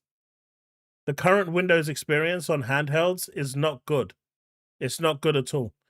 This is the experience they've been working on, whether it's getting the other desktops or, the other launchers, collated into this, cloud collated into this. And essentially what you're going to have is what it looks like is multiple desktops on there that you can switch between, which will have Steam, cloud, Epic, etc. on there, Xbox, whatever. 512 GB of SSD, upgradable storage, and it's a 1080p display, IPS screen, 500 nits. Man, I do love HDR on Astro. 120 Hz refresh. Sounds a bit like a Switch 2, doesn't it? It's got 3.6 premium, Gorilla Glass, and everything else. 60-watt battery. Now you've got the Xbox Ally X, which is going to be infinitely more expensive. You're looking at around 800 to 900 for this one, if not $1,000. This one is also Windows 11 home. It has a more powerful processor. It's the AMD Ryzen AI Z2 Extreme processor.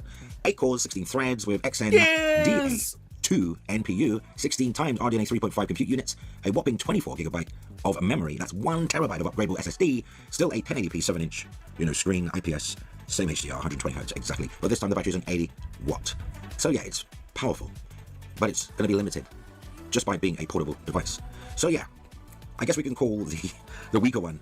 We could call the weaker one the Xbox Ally S. Microsoft are describing the Xbox Ally X as the premium option. So it's going to be about $1,000 at retail, probably. Obviously, I don't have any idea on price, but it doesn't take a genius. Why? I think it's going to be $799.99. I think it's going to be the same price as the Ally X. But this is like, I couldn't have even timed this to pause on a better position on screen if I tried. Like, it's fate, man. It just shows you I am a Final Fantasy guy. What can I say? You think 650, 850? I think they're going to try and keep it below 800. I don't think it will hit 900.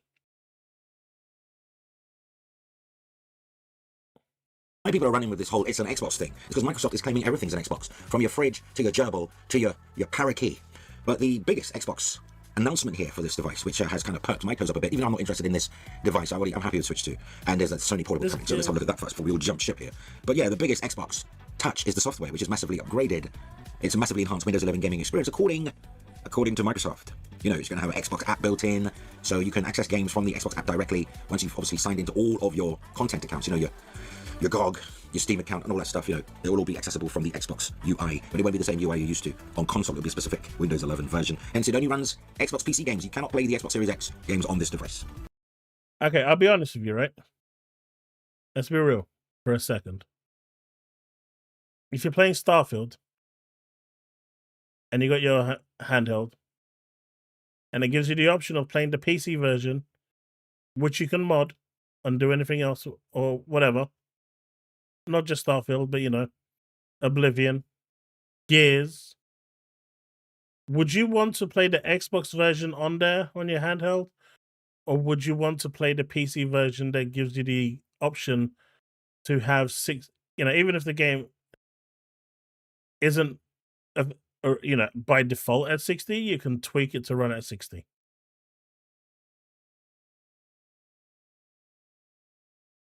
What would you want? Would you want to run the PC version of the games on your handheld or the Xbox version, the native Xbox version? Considering your saves are going across anyway, your achievements work across anyway,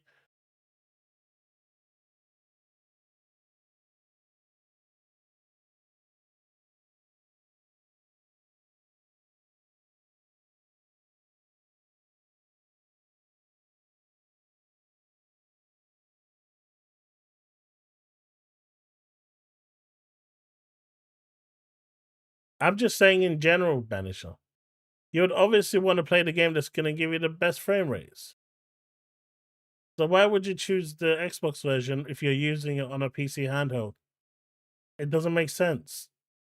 Like, they're reaching here so badly, it's not even funny. The cope is real. Exactly, Diablo. That should be the default answer, whichever version runs better.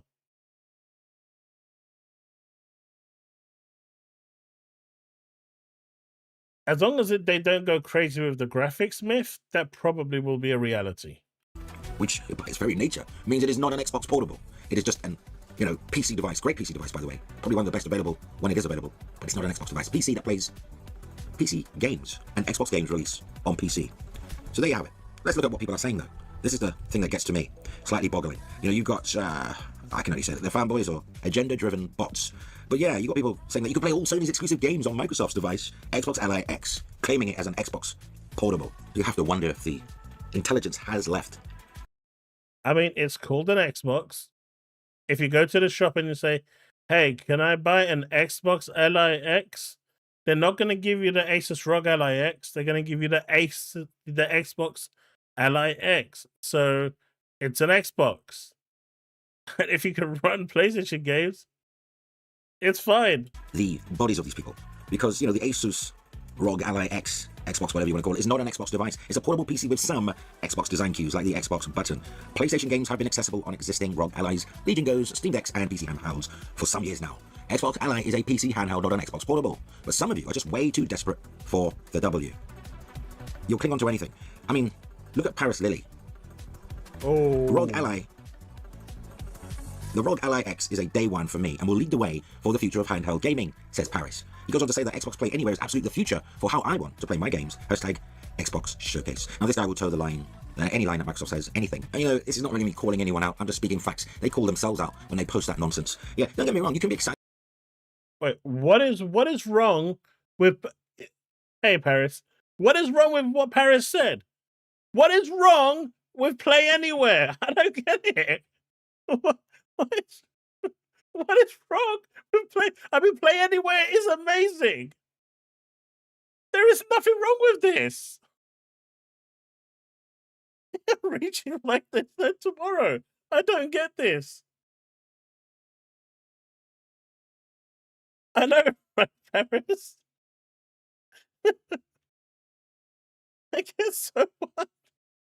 I'm just loving how so many people are having a meltdown because of this one device. It's crazy. It's brilliant. I like it. I love it. I'm just rolling with it at this point. About the handheld, but declaring that it's the future and leading the way for the future of handheld gaming, when Nintendo is leading the way, Nintendo's the future. You can't compete with Nintendo's pricing, even if you think Nintendo's market is completely different. What Microsoft is doing is completely different. Eventually, these consoles are going to become handhelds at some point. That's the vision that Microsoft sees anyway. I mean, that's what I've been saying. It's going to be a dockable device at some point. It'll just be an option for you to game in one way, or you can just go buy a PC. Yeah, if you feel free. You in my Discord? Because I had some technical problems today. Let me send you my Discord link. There should be one in the thing. In the blah, blah, blah. In the description. Join the Discord, jump into the call in for stream, and I'll drag you in.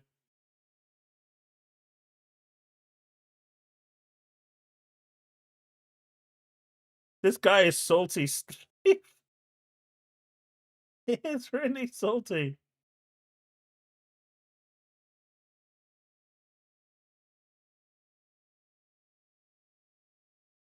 I don't know, but Nibs is doing it as well. And I mean, Nibs' obsession with Paris is scary. That guy went back to 2009 to get gotcha points, man. 2009, that's pushing it, man. That's creepy territory at this point. Imagine going back to 2009. just to get a tweet. Jesus.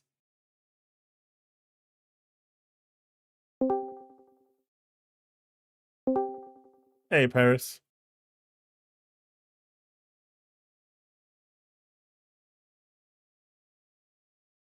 Can you hear me? You might need to set your sound settings.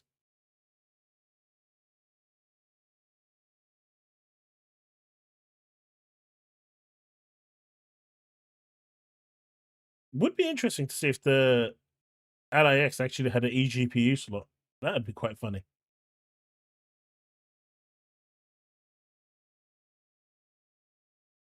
That's what I've been asking, Duck of Death. Paris, is your audio settings set Can you hear me correctly? now? Yeah, I can hear you. Yeah, I had to reset my audio Yeah, no worries. device Welcome really to the quick. show. Thanks for coming on.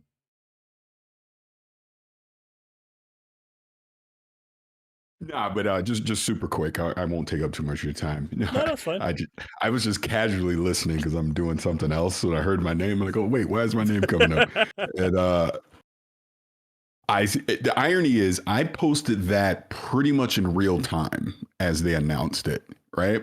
At the showcase, because I was at the fan event in LA. And what I said is true in this sense. If Microsoft is able to get Windows correct for a handheld, that opens up exactly what this Rogue Ally is doing. Multiple digital stores. You've refined the Xbox process at the same time. And things that, because I'm comparing this to what you can't do with SteamOS, because SteamOS is the best handheld right now. SteamOS can't do anything with anti-cheat. So you can't play Fortnite, you can't play Call of Duty, stuff like that, right? Yep, and that's why I don't like it. And again, it's Linux. It's not Windows. So you can only use Steam in that way. So the whole point I'm making by saying that, yeah, this will lead the way to the future of handhelds. If Windows becomes the default OS for these handhelds, like I just said, you can use whatever digital store you want. Obviously, Xbox is heavily investing into it, so all their games are going to be there.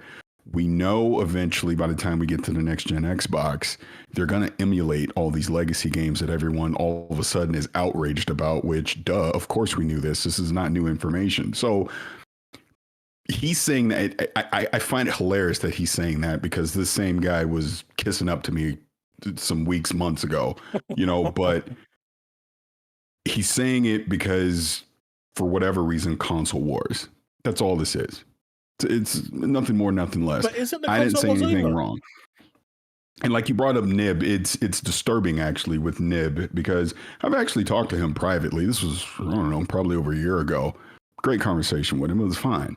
I've never had anything against him. So it was, again, funny that I'm at Summer Game Fest and people told me he did that. And it's just like, you saw me say something because it was against your console war.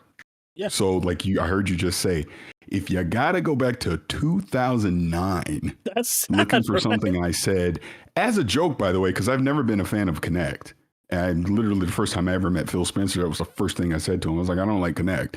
So I was saying that tongue in cheek anyways. But when I talk about, hey, I think this is the future or whatever, it's because I'm a futurist. I always like to look ahead. I don't look in the now. I look, okay, what is going to be the thing years from now? So if I see new emerging technology, of course I'm going to say that. So when I look at the cloud, yeah, I've been saying that for years. Me too. My stance has never changed on that. When I say that about Xbox Play Anywhere, my stance hasn't changed on that, because, yeah, it would be nice to buy a game once and I can play it across multiple devices and all my saves go with me. What's wrong with that? That's Who's great. against that? Why That would makes no you be sense to me. against it? And then with Game Pass, hell, I'd literally invented the phrase, Game Pass is the best value in gaming. I'm the one that started that. And I've never swayed from it. So I always just find it funny when I see that stuff, because I'm sure this will get clipped, and I'll just say it for the clips. You're saying it out of envy, period, point blank, because I am who I am. I've never changed. You may not like my opinions. You may not like that I'm brave enough to actually try to project into the future and might get a few things wrong, but that's fine. whatever. Because guess what? Never gonna change. I'll keep saying it. That's why I purposely, when I posted my hands on with the Xbox Alley. I said, future of Windows gaming is here, because I knew it would upset some people because it's ridiculous. You are a grown adult and But you're acting like children. But it's like that clip that they Console clipped wars. you on Period. when you were saying, what was it? How this was the future of thing. And then, I mean, I've seen the video that you've made where you followed that immediately up by saying this doesn't play native Xbox games, but it does play like the full Xbox PC Game Pass catalog for first party games, which is what which is the bare minimum of what you want, and it does that in a really, really good way. And it's like, why would they just clipped you straight off? Well, it was funny because Danny and I even talked about that. The clip was Danny asking, "Hey, can I use this like a console? Like, can I dock it?" That's what he said. He never once said, "Yes, this is a console." In other words, can I dock this to my television and play it like a console? Yes, you can. There was nothing false or misleading in the conversation we're having. And to your point, I've been pretty crystal clear that this cannot play all your Xbox games. It's only play anywhere, anything that's already been designated for the PC, or obviously PC Game Pass. So again, this is nothing new. Xbox has been putting games on PC for years now. So we've already known this. And not once have I thought this was going to go back and play my Xbox 360 games or Xbox One games or third-party games that aren't on Play Anywhere, because they never said it was. We know that's going to eventually happen, but that's not what this product is. And then, you follow up and say exactly that, and that's still, let me clip it and try and weaponize it somehow to complain. That's what I've been saying all along. Like, this is the first step. The second step is to get it out to all the other handhelds and eventually onto Windows. And once it's on Windows, they've already started to put 360 games onto the Game Pass and the Microsoft Store anyway. So it looks like they're just going to try and put them all in their individual wrappers and get them to work through the game mode. That's what it's, and I even said, and I even said today, it's like, it doesn't matter what you say, people complain. I even said today, when obviously Tom Warren put out that they potentially were canceling, their own internal handheld, which not a shock to me. It makes sense. Yeah, it just makes sense. If you're doing these partnered things, you're going to do it for the next gen hardware too. Because I look at this is a pre-alpha, and talking with various engineers that were at Summer Game Fest that have been working on the software side of this at Xbox. Everything that improvements that we've wanted, they talk about it internally. Sure, that some of them are there now. I got to go hands on and see it for myself, but they know there's still work to do. They know even when this Xbox Alley comes out, it's not a 1.0 product. They're going to continue to iterate. That's why I heard you even talking before. I was told straight up, you won't see this get deployed to other devices until some point in 2026. Yeah. So there will be a period of exclusivity where it's only that the rogue Xbox Ally is going to have this updated version of Windows, that prioritizes gaming. But again, that eventually, makes sense. Eventually, yes, you're going to see partnered next gen Xboxes that do this. You're going to see Lenovo, MSI, all the rest. They're going to have their handhelds that are going to be able to update, to this version of Windows. But you're going to be able to build your own PC, your own desktop PC gaming machine, and just put this version of Windows on it as well. So that's because I've been lucky enough that I was at not at Xbox, but I was at Microsoft some weeks back, and I actually got to sit down with one of the corporate VPs for Windows. And this is what we're talking about. What can they do to improve gaming on Windows? Because it is, as we're seeing now, they're coming together. And I even said when I was talking to him, I was like, so in other words, Xbox is Windows and Windows is Xbox. And yeah, that's what's going to eventually happen. Look, like it or not, you don't have to like it, but this is where they're going with it. And I kind of get it. So when people say they're getting out of hardware business, I think it's a yes and a no. No, there will still be Xbox hardware that I'm sure Microsoft will make and their partners will make. But it's pretty clear moving forward, you play your games on whatever device you want. Yep. I mean, it's just what they're doing. Obviously, if you asked me this, I don't know, probably about a year and 4 months ago, I wouldn't have believed it. And obviously, people have clipped that because I was wrong. But yeah. But when you it's think what they're about it, doing. right, from a business perspective, not from a from a gamers or fanboys perspective, from a business perspective, why develop the game twice when you only have to develop it once? If they can Right. get this thing streamlined to work properly, Paris a menace to society. He needs to be stopped. they really take a minute, $2 rolling. But what I was saying was, by going the Windows route, they only need to develop their games once. Right now, they're developing it for the Xbox, which then kind of sees its iteration to the Series S and to Xbox PC, because the version that goes from the Series X is, I think it's part of the same SKU that goes to the Game Pass PC, because it's different to what Steam has. Their SKUs are different. But why not just make one? Financially, that would just take like a whole device off the table, and you're still going to get the same experience. So that's why I think Yeah. the handheld is went out the window. The moment I saw what this was and I saw the UI, I said, that's it. The handheld is gone. I know they said they've sidelined it, but I made a whole video about this saying how I think, that there's literally no point in it. They'll just find a way to get it to work.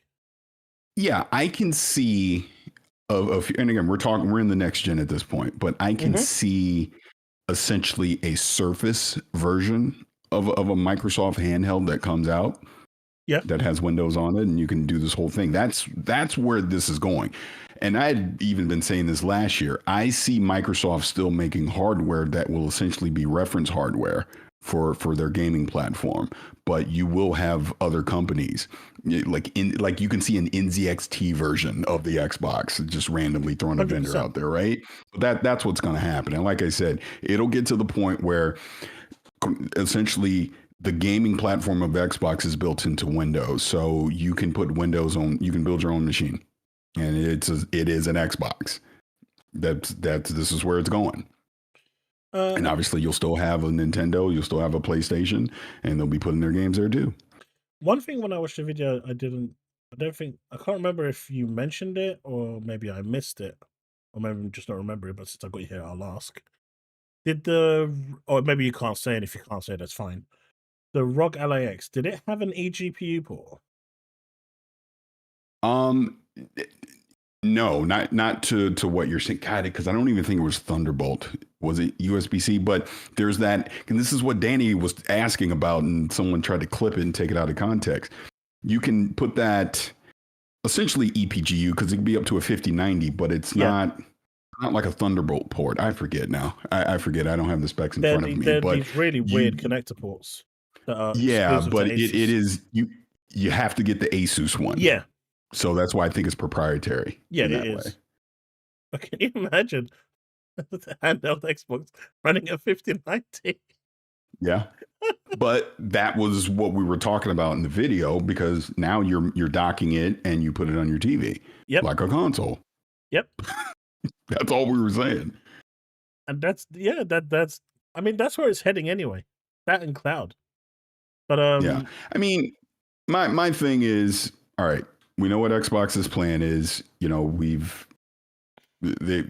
not hiding it anymore. We clearly see they had all the branding in the showcase, letting you know what platforms these games are going to be on. I think that's really good. That when we talked to Phil Spencer. Yeah, I thought, and I got to give them that feedback directly. We obviously talked to Phil Spencer back in January, the no red lines, all that. I asked him straight up, why would I buy an Xbox then? Excuse me, allegedly, it's innovation. Let's see what this innovation is going to be. I mean, I will say honestly, right now, if I was just the average consumer, if I can only afford to get one thing, I'm probably just getting a PlayStation for the next generation, because I know those Xbox games are going to be there, and I get to play the PlayStation games too. I mean, obviously the other people trying to lose their minds over PlayStation games coming to PC, but there will be a delay to those coming to PC. So if you want to play them day and date, obviously you need to play them on a PlayStation console.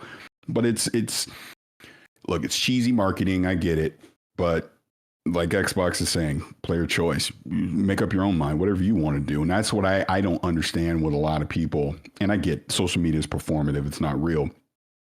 But why do you care? what someone does. You choose what you want to do. It's your money. Why do you care? Again, just bringing the nib thing back in there. Dude writes these AI novels constantly trying to tell people how to spend their money. Who cares? He's a special Mind your case. business. But it's like this video that I was watching here. Like the first question I asked within the first 10 seconds, why are you even making this video if you don't care about it, if you don't believe it, or if it doesn't bother you? It's clearly triggered you. And the thing that's triggering them is the fact that there's an Xbox logo on the handheld and it's running PlayStation games. You've got people still saying that Sony's going to find a way to block a PC running PlayStation games. I mean, I've said from the get-go, and clearly we've seen no reason to think differently at this point. Why would PlayStation go through the effort to try and block games that are on Steam? Why would you dissuade a customer from not being able to purchase your product? You put it on PC for a reason, because you want people to play your games and not money. do it on a PlayStation. Just because it's a PC handheld that has an Xbox button on it, it's still a Windows operating system. Why does it matter? It doesn't. That's what I've been trying. Why does it matter? Now, don't get me wrong. Like, if you asked me a year ago, or maybe a year and a half ago, I think we had this discussion a year and a half ago, and I told you openly that it bugged me that Microsoft was doing this. Now I don't care. Yeah. Now and I think, and when I look at the long game, I think this is why Microsoft kind of slowly peeled this away to just let people get used to what is happening. And we're at a point now, like, again, being at the fan event in LA and talking to just a lot of different people. I mean, they went into it going, oh yeah, these games will be on PlayStation, whatever, but I like Xbox. I still want to play on my Xbox. And that's why I think they're banking on that. You'll still have some people that will continue to want to buy Xbox hardware. Obviously, they're going to buy the games no matter what. And they can continue to push out their services and everything onto these multiple platforms. They obviously are starting to get third parties to buy in to play anywhere. And they're just going to move forward. And that's the other thing with people that are, upset about the legacy games not being there. Like I said, eventually, first party games for sure, they're going to have some kind of backwards compatibility emulation on Windows. Third party, it's going to be hit or miss, because if, let's just say, Ubisoft doesn't want their legacy games as a part of that, they can say no. That's licensing right there. So I don't think every third party game is going to get emulated from legacy games, for Windows, because their thought might be, if you want to play it on that platform, go buy it on Steam again. Right. So they make more money. So I don't know. We'll see. A question for you from chat. Paris, can you corroborate the cancellation of the Xbox handheld? I can corroborate anything. I'm looking at it just like everyone else is. I mean, when Jez originally said this, I thought it's going to get canceled because they don't need to make one. And then obviously Tom Warren just straight up said it today. So I'm not surprised, especially after I saw it Sunday. I go, they don't need to make their own. They don't. If they can get Asus and Lenovo and MSI and the rest of these vendors to just they can partner with them and have them make the hardware, and they just supply the OS, and the software and the services, it's probably good enough for them. And this will happen for the next gen Xbox. I do think Microsoft makes their own, but you're going to see an Asus version of the next gen Xbox.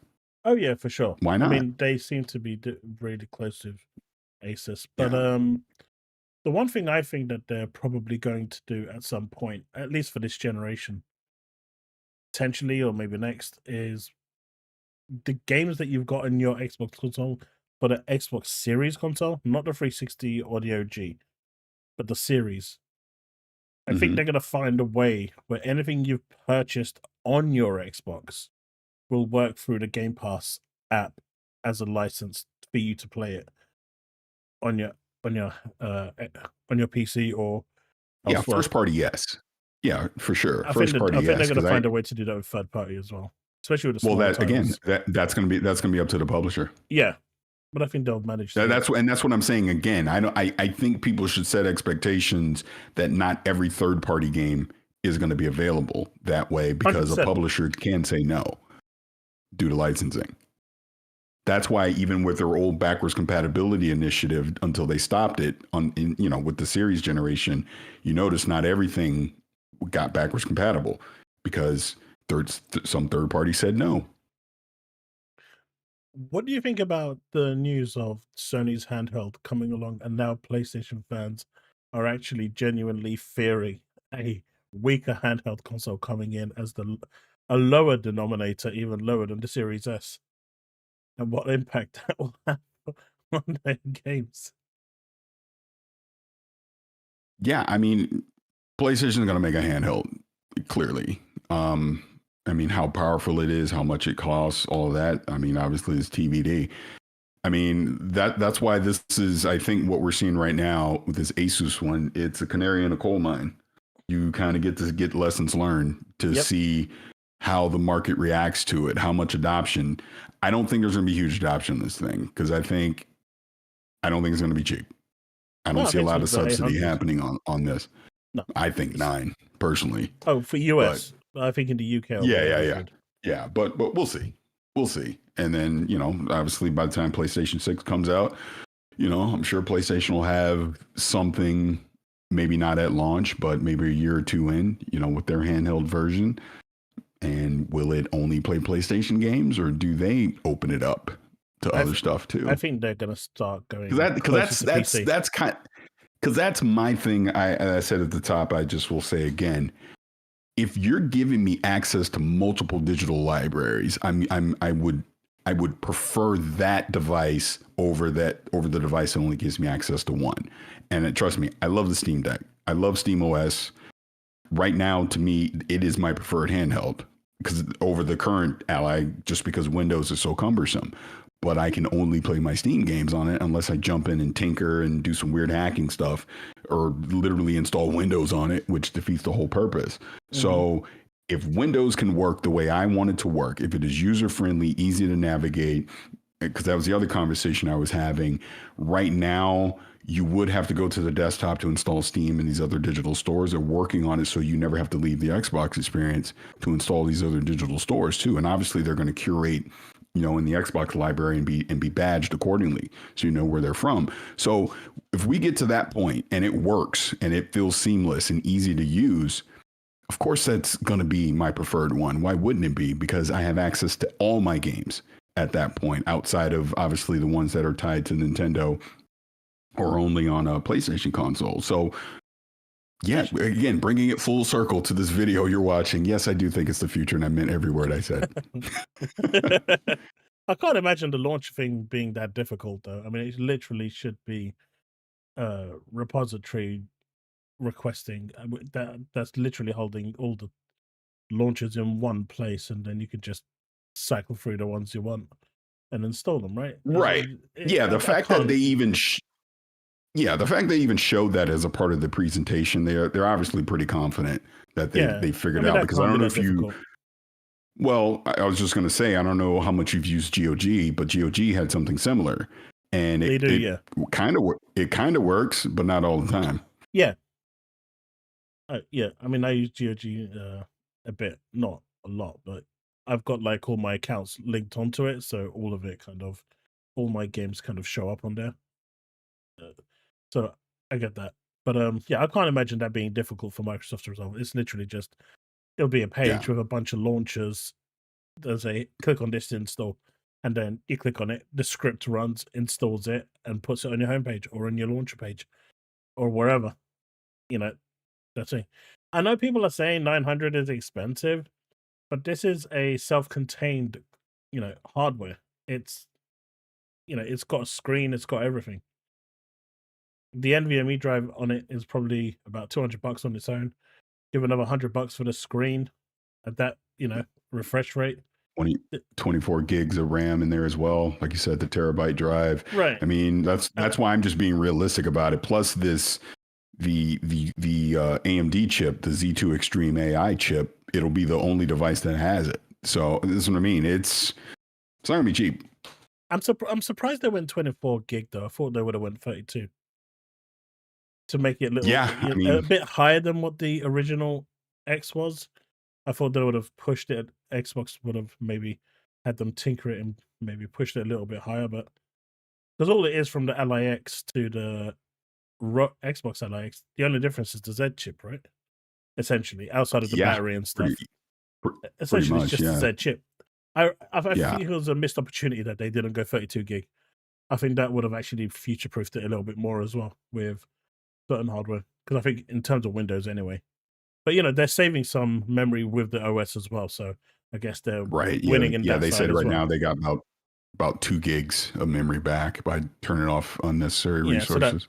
technically puts them roughly about 26 gig at the moment, which is not bad. But yeah, no, I think this, you know, the ROG Ally is going to be a niche product.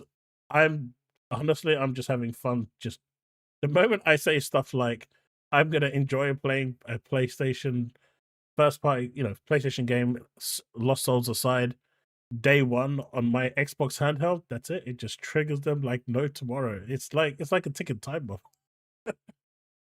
And I don't know why they get so annoyed. It doesn't bother. It doesn't affect them in any way, shape, or form, and yet No, it doesn't. they lose their mind. Like it makes them go crazy. And what I find hilarious, like just with me when I see these comments, I'm not negative on any of this stuff. I like here's the funny thing. I've never once said that PlayStation games need to be on Xbox. I understand exclusivity. I understand why it exists. But people still just get so mad, like as if I'm trying to make PlayStation and Nintendo do something they don't want to do. It's like, no, I mean, I am not 100% with what Xbox is doing. I think it's freaking weird, but they're doing it. So you try to understand it and you move on from it, right? And I think I understand what they're doing now. I mean, it is clearly different. Like, let me put it in simple terms. Nintendo, PlayStation, and Xbox are all doing something different now. It used to be they all did the same thing. Now all three of them are doing some different variation of it. So what is right and what is wrong is up to the individual to decide. Or if you can, you just get them all. I got a Switch too. Obviously I got a PS5 Pro. I got a PC, Xbox. I'm going to get this handheld too. I like them all. Yeah, I mean, I don't think there's anything wrong with that. The same. But I think the approach that what Microsoft is doing now, with the approach that they're doing, I know it's a real change to the norm of what people are used to, because people are still like Warhammer Dave. That guy's just weird. But you know. Yeah, I had to block him. I blocked him as well. A little odd. He got a bit too much at the end with him as well.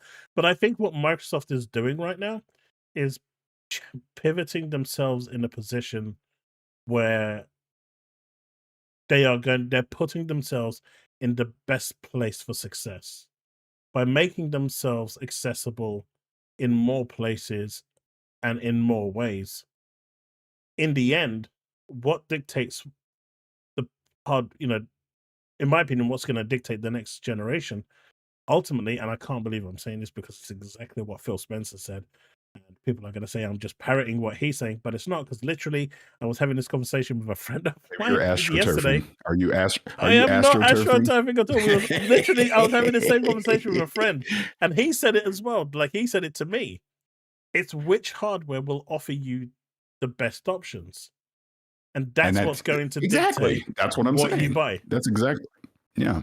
If the next Xbox hardware offers you benefits, like I'm hoping at some point they can get Quick Resume working on these handhelds, because Quick Resume is so good.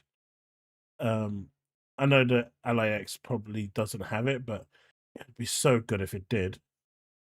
But stuff like that would actually influence a purchasing decision. Question for you again from chat. Paris, thoughts on the next gen console releasing next year on the anniversary with the 4 big confirmed games, which is Forza, Fable, Halo, and I'm just joking, it's Gears E Day. You're mad at me if I forgot Gears. So I'll answer the question this way. I was fortunate enough to have a conversation with Matt Booty during Summer Game Fest, and I had asked him, because if you look at October this year, it's insane for Xbox. I'm like, why are you putting all these games out essentially the entire month you got a game coming out, right? Why are you doing that? And, in simple terms, they can't keep pushing the stuff back anymore. They just have to come out because he's essentially like forecasting what they got coming out in 2026. There's no more room. So these games are ready. They got to come out now. But do you for think all it will intents come and out with purposes? console? So they're not coming out with console next year. They're going to probably announce it next year for whatever the 25th is, anniversary celebration. I can see that, but yeah, you're going to get Fable, Forza, Gears E-Day, and again, this is speculation. No one said this, but clearly Phil was alluding towards Halo, so I can Combat see Evolved. it being Combat Evolved remake. Yeah. At the 25th anniversary, that he coming said out as well. Being with us from the very beginning. From the beginning, yeah. So it's Halo. Obviously Gears E-Day comes out at the 20th anniversary for that. And you just go from there. But yeah, I can see them similar to the way they did Project Scorpio announcing what the next gen thing is going to be. So you think there is 0% chance that an Xbox hardware could be announced? 2026. I'm thinking maybe 2027, holiday 2027 at the earliest. I don't see it next year. There's not a need for it next year. If anything, you're probably going to see more partnered, because again, they got to get this Windows software right? So you probably want to give yourself some breathing room. Like, okay, we got Windows where it wants to be, the gaming platform. We're using these handhelds essentially as alphas and betas to make sure that it's where we want. We're happy with it. Now you get a year and a half plus of that working the way that you want. Now you come out with the next gen hardware and it runs on Windows. I don't know. I'll give them 3 months. That should be perfectly good enough time for them. Yeah. From the Xbox showcase, what was your favorite game? Clockwork. Yeah. Clockwork and then Keeper. Both those look really good to me. Clockwork looked insane. That one was the trailer for that was really long as well, if I'm not mistaken. What's your thoughts on I forgot the name of the game now. The one that they deep dived, Outer Worlds 2. I got to play it, and it's going to be good. It's a bigger and better Outer Worlds. I think they addressed some of the issues from the first game. Obviously, that was before they're with Xbox and way smaller budget. But got to play it. Combat felt good in it. Did a little bit of exploration in there, different dialogue trees, conversation, stuff like that. Visually looked really good as well. I'm biased because I'm a huge Obsidian fan. So, that's day one for me. Do I like that it's $80? No, but here's the thing, right? Again, it is what it is. That's why Game Pass exists, I guess, right? That's one thing, but like it's $80 in the US. In the UK, when I checked on Steam, for the pricing for pre-orders, it's still down at $69.99. So the pricing hasn't changed here in the UK for that game. I know everyone's going crazy with the $80 price, but it seems to be kind of like a US thing, and I don't know why. I just found it really odd because here in the UK, it's still priced at the standard pricing of what we have games here, £70. Interesting. But in the US, it's $80. We've seen it on the Steam store, so I don't know. It stood out to me, and I don't understand why that. I just went and looked it up here. Yeah, it's $79.99 on Steam here. Yeah, over here it's $69.99, and then you've got the Ultimate Edition for $89.99, whereas for you guys it's $99.99. Yeah. Big Bad Mo, it's never worked that way in the past, but £70 for us is with tax. You're paying $80 plus tax, so it's way more expensive.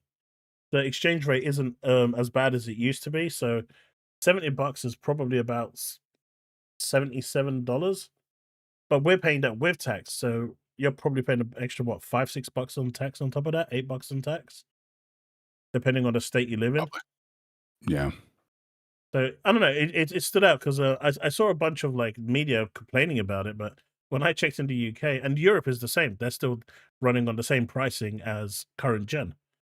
So it seems to be something that's only affecting the US market at the moment.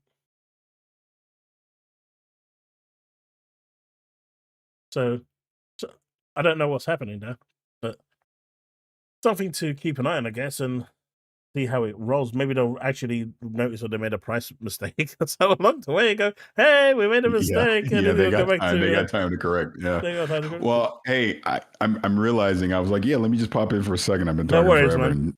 and derailed everything that you're doing. But I literally just had you playing in the background. I was doing something, and all of a sudden I hear my name. I go, wait, oh my God, what is this about? And it's that tweet. It is hilarious to me how the same cast of characters hang on to every word that I say. Well, It just baffles me. voice. It's like, why does it matter what I say? Don't listen to me. If you don't like what I'm saying, don't listen to me or follow me. That would be my advice to anybody, because I'm not going to change my opinion unless I have a reason to, unless I am shown evidence and facts that prove me wrong, and then I will say I'm wrong and move on. But all that stuff that he was complaining about, there was nothing wrong with anything that I said. If anything, this handheld coming out has clearly caused a disruption. Oh, it has. Because look at all the videos and people can't stop talking about it. No, I mean, like I said, all you have to do is say this is an Xbox, and that's it. Yeah. They're off. They're off on the races. Yeah. They're gonna go flying. Yeah. And the best one with like that JTech guy. All you have to do is tell him, because he's really upset that Lost Souls Arise is coming it's a PlayStation published day and date single player game releasing on PC. Like, he is really, really upset about this. There's clearly some, and my dog agrees, there's clearly something wrong with him. Seriously. Well, and I'm not trying to be mean or anything, but just because years ago he said some ridiculous stuff to me, and he's obviously done some very sketchy things over the years as well. But like, I saw that clip, I go, that's someone that it either is pretending it's all an act, or if you're serious, there's something mentally wrong there. There is something, but I mean, it's like I just made a public statement saying, you know what? Just for him, just to honor JTech TV, I'm gonna buy Lost Souls Arise on Steam and play it on my Xbox. But apparently he did not find that very. Yeah. Gotta poke the bear every once in a while. And this is where I will say again, I don't poke the bear. I don't bother anybody unless you bother me. If you bother me, I'm gonna say something back. But other than that, I don't bother anybody. So I always just find that stuff weird when you see all of that. It's like fun. I will bring it, because I was just talking about this yesterday or the day before. At the end of the day, I'm still a fan. I still get excited. It's like people will take my excitement over something and basically say I'm not allowed to be excited because I guess I'm supposed to. I'm not a journalist. I'm just a fan like everyone else, and I have an opinion. And I see things. So like when that tweet was during the showcase. I'm at the fan event at the showcase, and I was truly, genuinely excited for seeing that handheld. That's why I said what I said. And if you go through the timeline, you will see me in real time during the showcase talking about what I liked or what I didn't like about the showcase. It's just I've always been this way. It's nothing new. So it's just funny that they pick and choose what they want to be outraged about. 100%, man. 100%.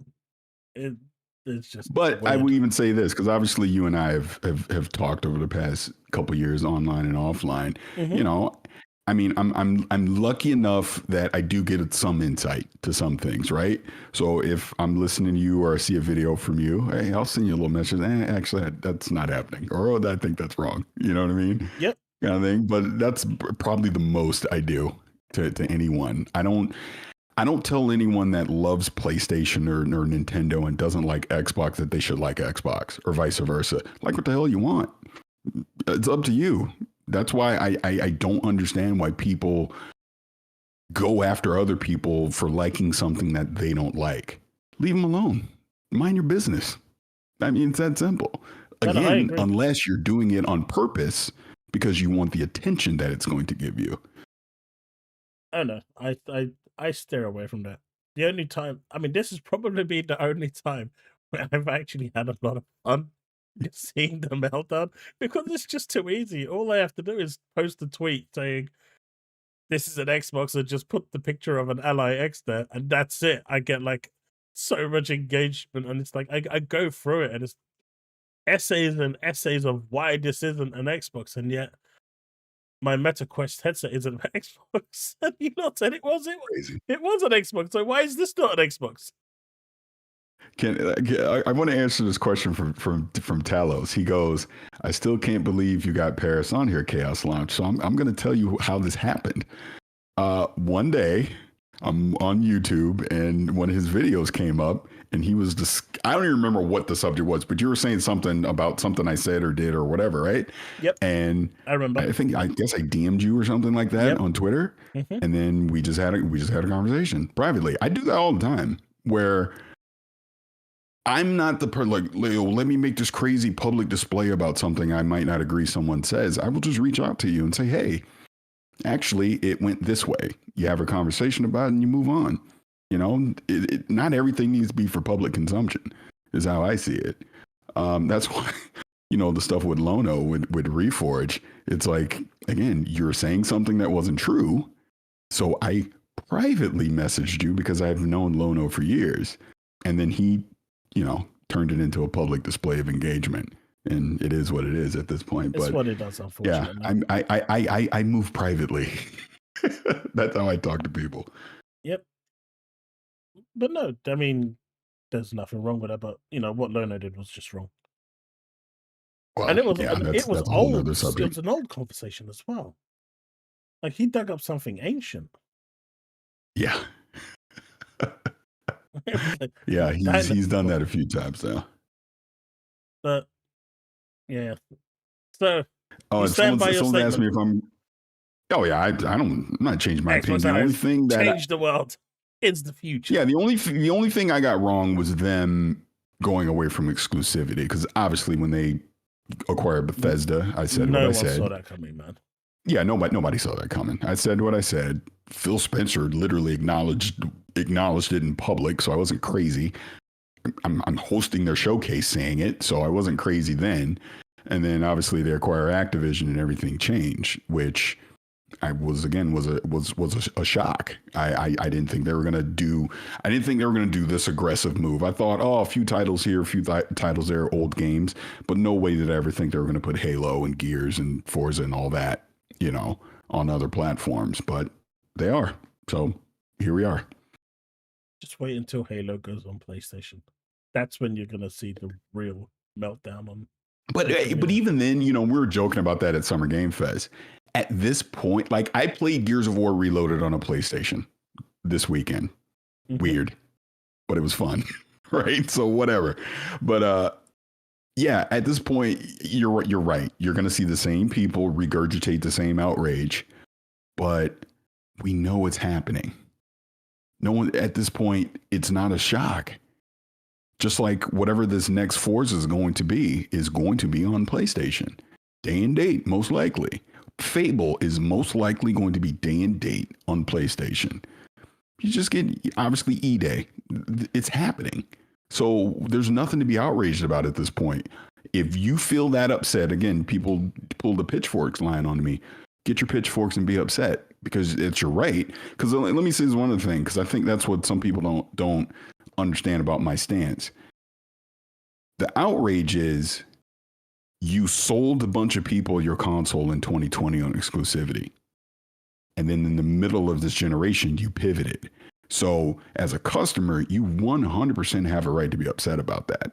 I agree. I fault no one for being upset about that, because maybe you can only afford one console, and it's not like these consoles got cheaper. They're more expensive now. So it's not like, I can just go buy a PlayStation. No, not everybody can go do that.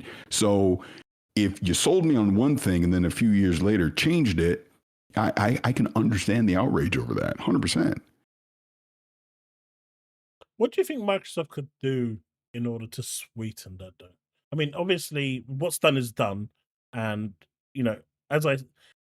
if you actually listen to the business update, they openly told you there that they're not stopping it for. Yeah. We just weren't listening. We just didn't want to hear it. But they, Exactly. when I went back and really listened to it, they said, if these sell, guess what? We're going to do more. But if they don't sell, then we'll look at it and address it in that way. we all knew that they were going to sell, right? So Yeah. they already told you from back then. But going to that point that you made, which I think is very valid, because that's the point that, constantly comes at me and I agree with.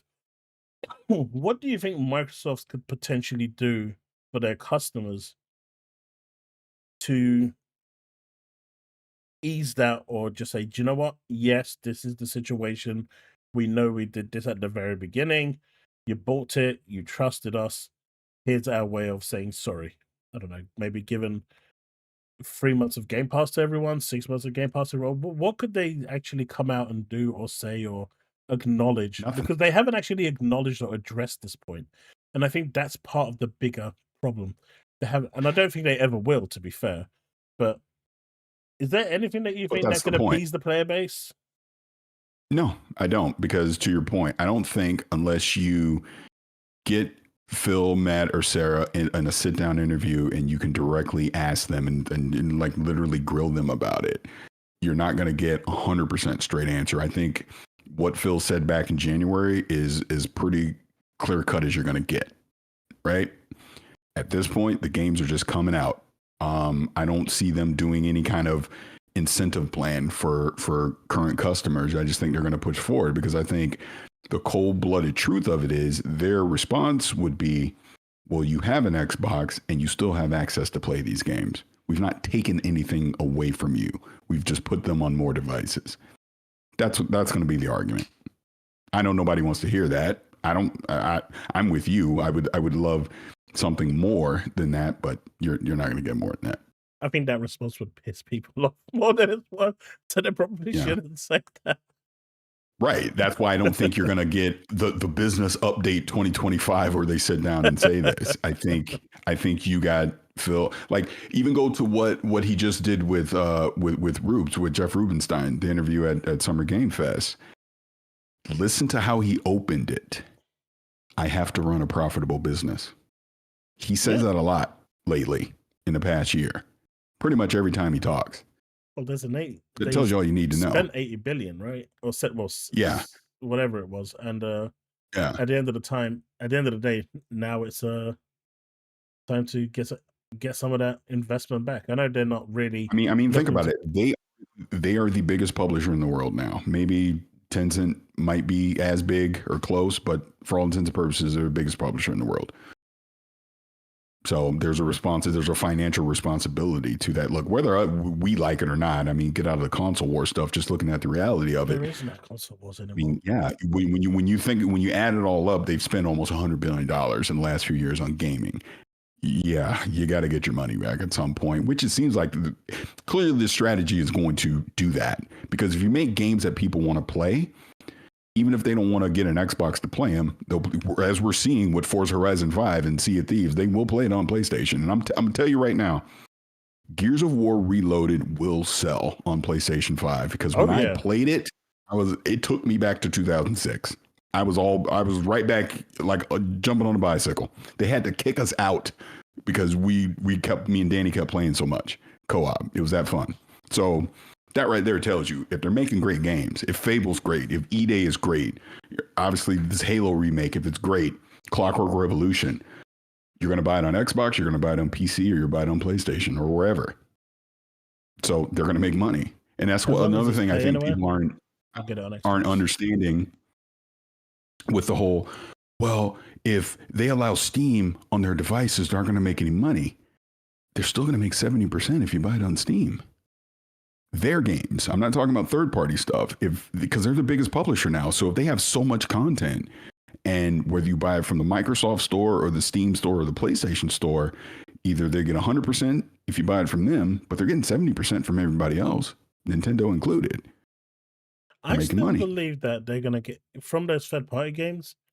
Even if those launches are on there, I still think they're going to potentially take a tiny cut, even if it's like a 5% cut. I just don't see Microsoft taking zero. They're not that sort of a corporation. No, but it's Windows. So where's the enforcement of that? I don't know. Why would Valve agree to that? Valve already is agreeing to put Game Pass. Well, Gabe has already openly said multiple times now that he's happy for Game Pass to be integrated into Steam. which is Yeah, interesting. if I'm sure if he's getting a percentage of something, Yeah, he's saying that naturally. not for free. Not for free. Everything's a business transaction. But this Yeah. would just open up like a whole new roster of customers for Gabe as well. So that's the incentive that I see. Nothing's for free. I get what you're saying, but I will just go back to the argument of if it's on Windows, why would I, as Steam or Epic, give Microsoft anything when if I'm a desktop user on Windows, I'm not giving you anything? So why would it be because it has an Xbox button on the hardware, now I'm supposed to give you a percentage? That doesn't make any sense. Who knows? Maybe it might be tied to the OS or something. Time will tell. I just don't see Microsoft as a company. We will give agree to nothing. disagree on this one. We'll agree to disagree on this one because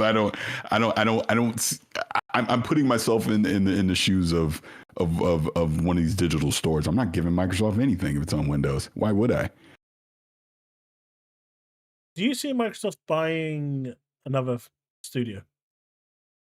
Considering now that the I'm sure FTC is eventually. gone and now they're Yeah. pretty much third party, so even if they wanted to, there's nothing to really regulate them on technically because they've basically become another Tencent or a Embracer Group, more or less, right? I know they have their platform, but they're putting their games everywhere, so you can't accuse them of, withholding games or making games exclusive.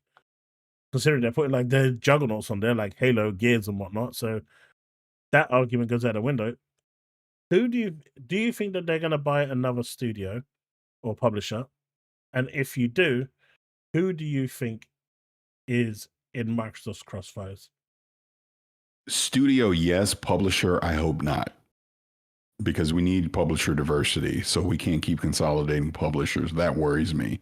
Studios, yeah, they're going to acquire more studios. That won't surprise me at all. And to your very point, there's no regulatory things that would stop it because they're not monopolizing anything. Nope. We're sure we acquire the studio, we're going to put the games everywhere. So no, there's no one that's going to object to that. I think Sega is probably in their crosshairs at the moment. Who? Sega. I hope not. I really, really, really hope, especially of all the publishers. I love what Sega's doing right now. And it's almost like CD Projekt Red. I don't see a reason why Sega would want to be bought. Why would they want to be bought? I don't know. I just They're think doing great stuff as a publisher. I think their partnership with Xbox is so strong right now. Yeah, leave it at that. It's never the Microsoft way. You know that. No. But you're missing my point. Microsoft can want to buy them all they want. Why would Sega want to be bought? That's what I'm saying. If there's enough zeros, that's a good enough incentive, right? Because like I said again, I just look at CD Projekt Red. They're not for sale. I'm sure a lot of publishers would love to acquire that studio, but show them enough zeros, and I'm sure everyone's got. I mean, obviously money talks, BS walks, but yeah, like I said, I don't want to see publisher consolidation. So I don't want them buying Ubisoft or Sega or any of these current Devolver Digital, Annapurna. I want them to stay as is because we need that. You need that in the industry because that's how you get that's how you get the Blue Princes of the world. Like if that was a Xbox game right now, maybe it doesn't get greenlit, because Grounded did. We got too much on our schedule right now and we want you working on this. Grounded did, and now we got Grounded too from 5 people. No. To And don't get me people. wrong. I'm just using that as a random example. But I'm just you saying, get my point. Grounded 2 is going to be even bigger, right? I'm actually really excited for Grounded 2. I played that too. Yeah, I got to play that too. It looks good. This guy gets to play all the games I want to play. I didn't. I didn't get to play Ninja Gaiden 4 or the Invincible game because those were at the showcase as well. Because I only got to play Gears, Grounded 2, and Outer Worlds 2. Nice. Which was your favorite out of the three? Believe it or not, it was Gears. But that was more of a nostalgia thing. It was just, like I said, it was like riding a bike. You just pick up the controllers and go. Outer Worlds 2 was good. Like all three were good. I liked all three. I'm looking forward to playing all three. But yeah, Gears was just the most fun because we're doing co-op and, just kind of a trip down memory lane playing those levels. Yeah, I'm going to have to is that going to get early access? I really don't like early access. Of which game? Gears Reloaded. Are they going to do that whole? Well, if they're you doing pre-order this weekend. No, This weekend is the multiplayer multiplayer. beta. Yeah, but you know Yeah. how they do like, hey, the game comes out on Tuesday, but if you pay a bit more money, you get like 2 days early access. Really don't like that. You know what? I think that one's probably no, since current customers that already have the digital of the Ultimate Edition will just get it. Yeah. But I think Outer Worlds 2 is probably now. Outer Worlds 2 and Ninja Gaiden 4 is probably early access. What's And this your is me thought on that? guessing. I don't know. Oh, I can't stand it. But people spend the money, so they're not gonna stop. Yeah. Why would they? No, Look at Forza Horizon 5 on PlayStation, a I game that's been know. out for years. And you had people spend $100 to play it a few days early. Remember, these are the same people that said Xbox games were trash, right? Yeah. So why would they stop? They're not going to stop. It's like, I really don't like it, but I know why it exists, and if it's making them extra money and people are paying, it ain't gonna stop. I mean, why would you stop if people are paying money? Like my personal feelings for it, I don't like it.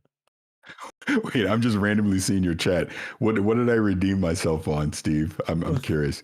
But You broke Yeah, his I heart mean- with the no Xbox for 2026, but Oh, because oh, he yeah. is a massive Gears fan. Like, he is probably one of the biggest Gears fans that I've yeah, I seen. mean, you know what's crazy? It's funny how your memories, you know, make something look better than what it really was, because part of the Rose-tinted presentation glasses. for Gears Reloaded was showing us what it looked like in 2006, and it was like, it cannot have been that blurry, no way, but it was.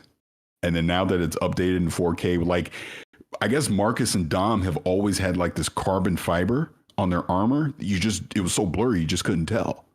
And now you can, because it's in 4K and it's been, you know, all the textures have been updated. So it's like just seeing it now modern. I was saying it at the time. I said it yesterday on Kind of Funny. If Gears Reloaded came out today as a brand new game, it would be huge. Oh yeah, That's just how good it held up. You know, from the play I mechanics. mean, Coalition are just geniuses, right? I mean, Yeah. they have done wonders, which is why I'm really looking forward to E-Day, because that team is probably one of the best teams in, you know, the Xbox arsenal of studios. And you see it right now, like in every single kind of deep dive documentary, Coalition have some hand to play in it. They had a hand to play in South of Midnight, in Starfield.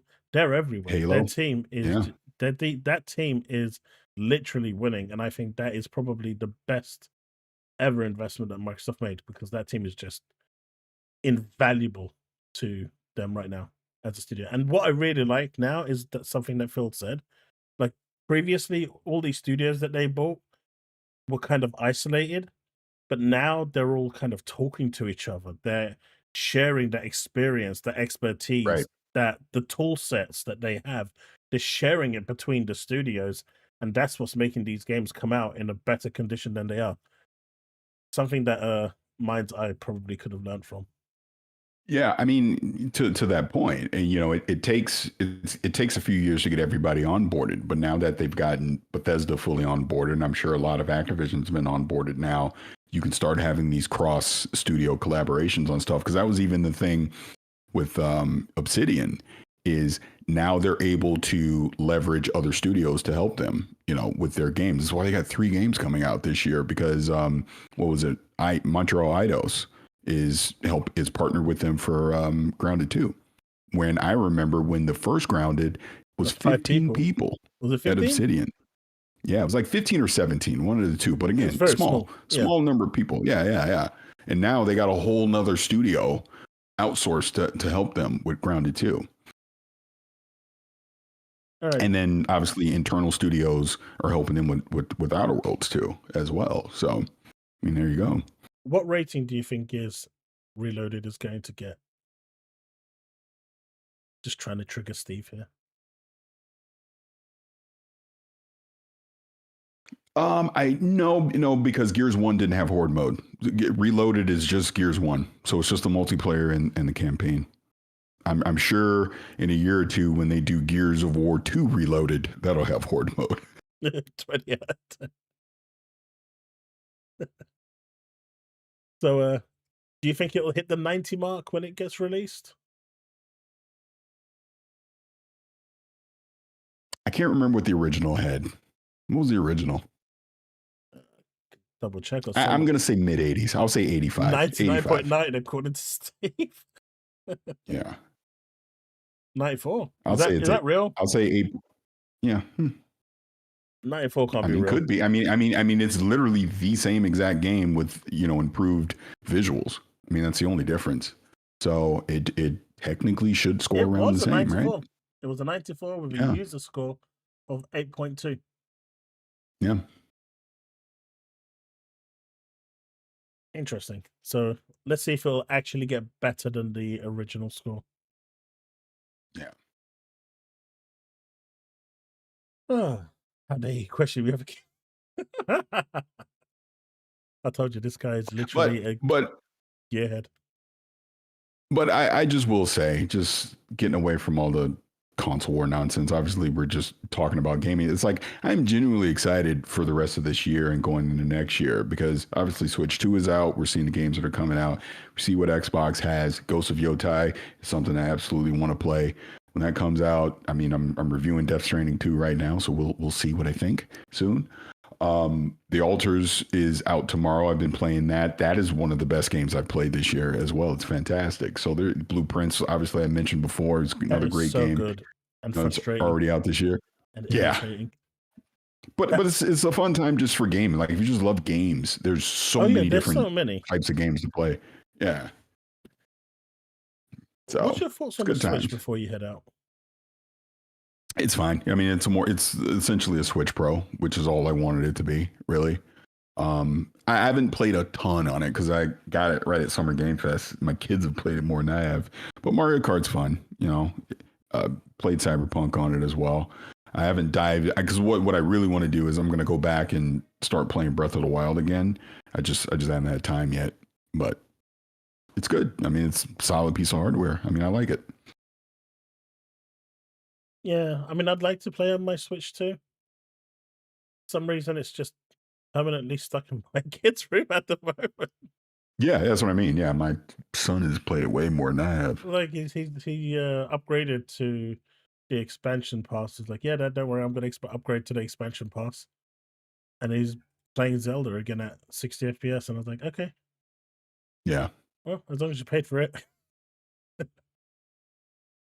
I get away with that one. All right, what time is it? All right, I better get up out of here. Yeah, that's cool, man. Thank you so much for jumping on, though. Oh, I know. I said I'm just going to come on for 2 seconds. I think I've been on for like an hour. Never 2 seconds. No, it's just good talking to you. And, yeah, look, you can carry on with the video that I interrupted. Let's see what else is going to say, huh? Yeah, I'm sure there'll be more. But it's good talking to you. Say hello to the chat, and I'm sure we'll talk again soon. Take it easy, man.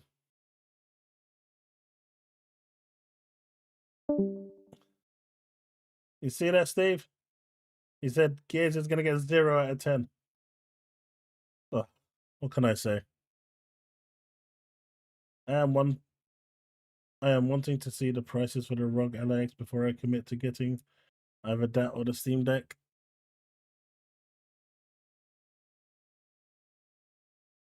Flight reboot.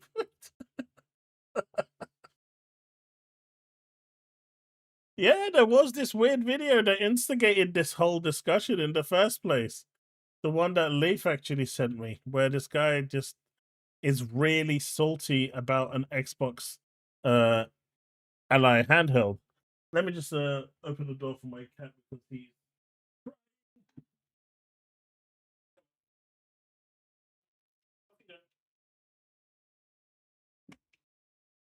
Let's finish this video. And if there's anything else that we can think. You know what? This was such an impromptu stream today. I almost cancelled. So happy I didn't. It's been a great stream. I've had great fun. All right. So this is where we left off, right? Everyone remembers that this is where we left off. Nintendo is more expensive this generation than it ever was in any other generation. Wait till you get a load of the Asus Xbox Ally. Wait till you see that price. So I'm afraid that, you know, I'm going to be honest here. I've got nothing personal. I mean, why is he comparing the price of a portable PC that is way more powerful than a Switch to a Switch 2? It's been 80 years. Against Paris Lily, but this guy is self-serving. He'll do anything, say anything to stay in Microsoft's good graces. The guy is trying to cozy up to Microsoft. He has been. Microsoft works with him. He's got a relationship with them. He's not going to do anything to upset that. I get that. But then you're being disingenuous for your own needs, for your own wants, for your career-minded, you know, agenda. And it clearly is an agenda. Paris is the one. If he disagrees with something, he's a soft fallen. He's like, oh yeah, but then he'll sing Microsoft praises the very next day. He's the first to cheerlead, you know, wave the flag and say, yo, Microsoft. He's just a proud Microsoft guy. Very proud. And, you know, don't get me wrong, I want an issue with him because he likes Xbox or Microsoft or PC gaming, what have you. It's the way he's just their mouthpiece. It's just nauseous right now. Wow. It's nauseous. It's giving nausea. Dude, Paris, what did you do to him?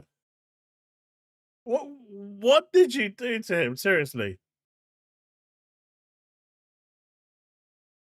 Steve, now after this video, I'm gonna pretty much be done.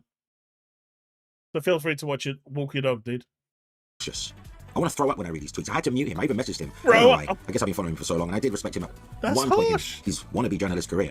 But now I just can't stand the things. It's just so disingenuous. It's so fake. It's so self-serving. I just don't want no part of it. You know, it seems these Xbox apologists are so desperate for Microsoft to usurp Sony PlayStation's market dominance. They're willing to go along with whatever pivot the Microsoft Corporation does next. Xbox could lock the UI behind a paywall, and its apologists will say, it's the future of gaming.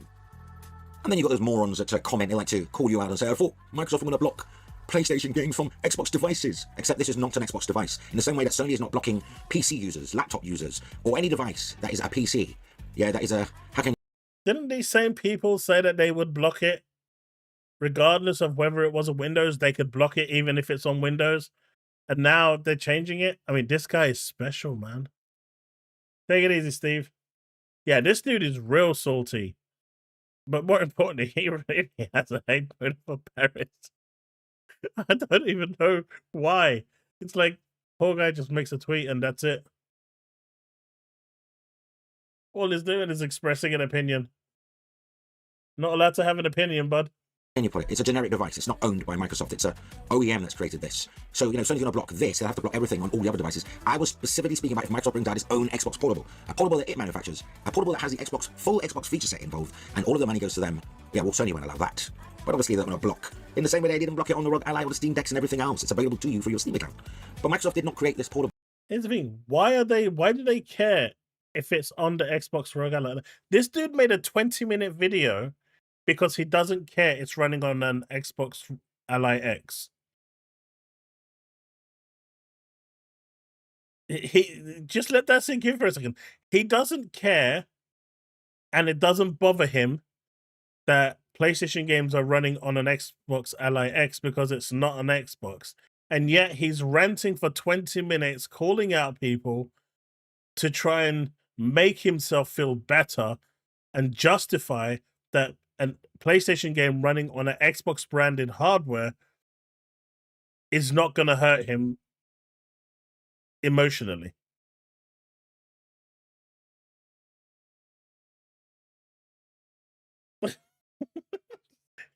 I mean, you can clearly see where the salt is, right? You can clearly see that this dude is just genuinely just wow. This is Asus Portable in collaboration with Xbox. Please, let's get it right. Make it make sense. You know, I often wonder if people like Paris or Microsoft manufactured Androids, you know, MMAs, being fed instructions directly from, you know. Man, I've seen pictures of Paris. That guy's big. Like he is tall. So you never know, man. He might be an Android. Paris, you need to confirm. Redmen HQ to their promiscuous brains, because they're literally late in any Microsoft bed. They are consummate whores for Microsoft. That's what they are. And you know, people can say I'm a PlayStation fanboy, a pony. I don't give a flying. You clearly do. In fact, I don't have a working relationship with Sony. They've never sent me a damn thing in terms of hardware and everything else. I get the odd review code, but not directly from Sony, from one of their agencies that they use. You know, the outsourced agencies. Yeah. Oh, there you go. That's where it is. Did you hear it? That's where the salt is. He doesn't get anything from Sony. He doesn't get any merch, any hardware, anything. By the way, Foxy, I actually got controllers sent to me by Sony. So as an Xbox fan, I'm actually getting more hardware than you are. I thought I'd just throw that in there. So they care more about me than they do you. But this level of salt is seriously, it's disturbing. Like this guy, he doesn't even, he really, really, really is upset. Did he ask Paris out and Paris said no thanks? I don't know. I don't even think Paris knows who this guy is. It's just this random bloke that decided I'm gonna see a bunch of tweets and make a video on something that I don't care about because it's not an Xbox, so it doesn't bother me. Clearly, it doesn't bother him, right? Clearly. They provide it to me, but I don't get anything directly from Sony PlayStation because I have heavily criticized them in the past. Just as I have criticized Microsoft or any other company doing things I don't like. It's almost as if Sony first-party PC ports all work on all PC handhelds. The way these people are tweeting that you can play PlayStation first-party PC games on the Xbox ROG Ally X, Microsoft has confirmed. There was speculation that Sony would block their games on Xbox hardware, but that's not the case. But this is not Xbox. Do they not know that everything this Xbox ROG Ally 2 is doing was done almost 4 years ago with Steam Deck, Ally 1, Legion Go, MSI Claw, Acer, Nitro? People have some wicked agendas on this app. Courtesy of @TRSRPC via X. Thank you, sir. Couldn't have said it better myself. You know, all this goes to show is that innately, deep down inside, Xbox gamers hate the very brand they're white knighting for, they're cheerleading for, because they're desperate to get PlayStation games. That's the win. No, it's not the win that we're getting PlayStation games on an Xbox hardware. It's a win that it makes you crash out the way you are for 20 minutes about something that you claim that you don't care about. That right there is the win. The fact that you are crashing.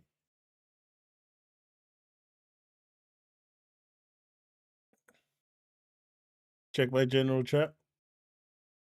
You know, that's the win. Right? To me, that is the win.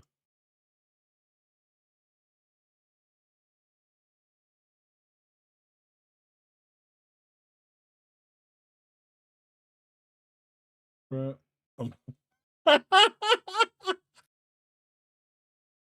Oh no. Oh shit. Let me. That's brutal, bro.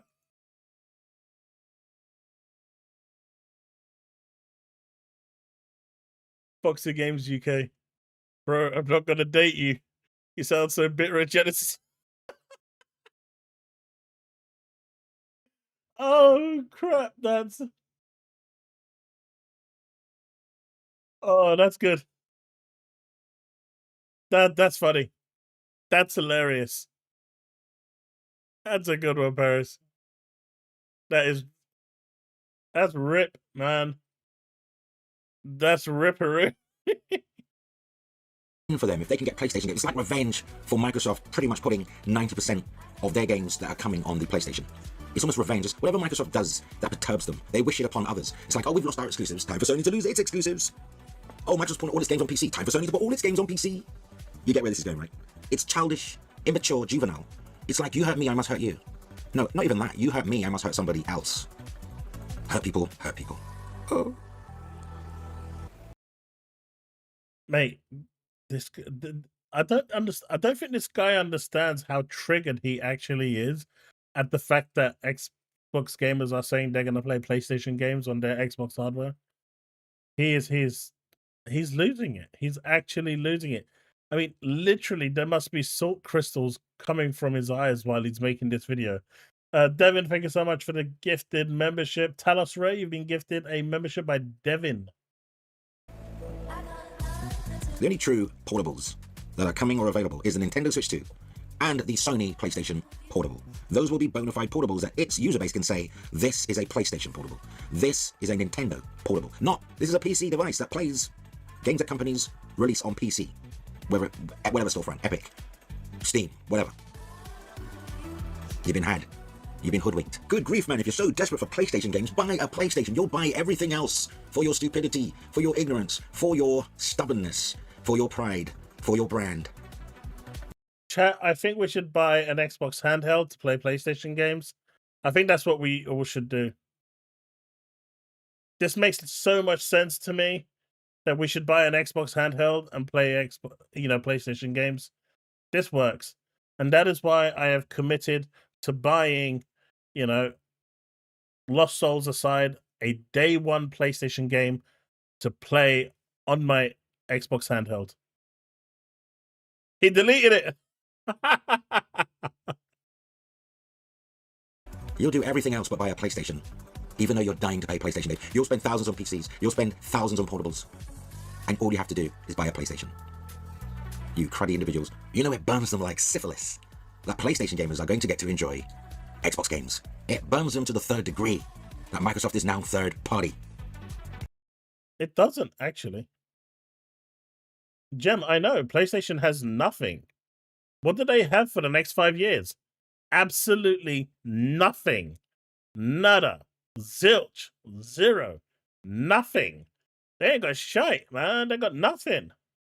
If you read between the lines, it's clear to see that Xbox as a console hardware brand is dying. It's literally drowning right now. No, it's evolving. Not dying. It's changing into something way better.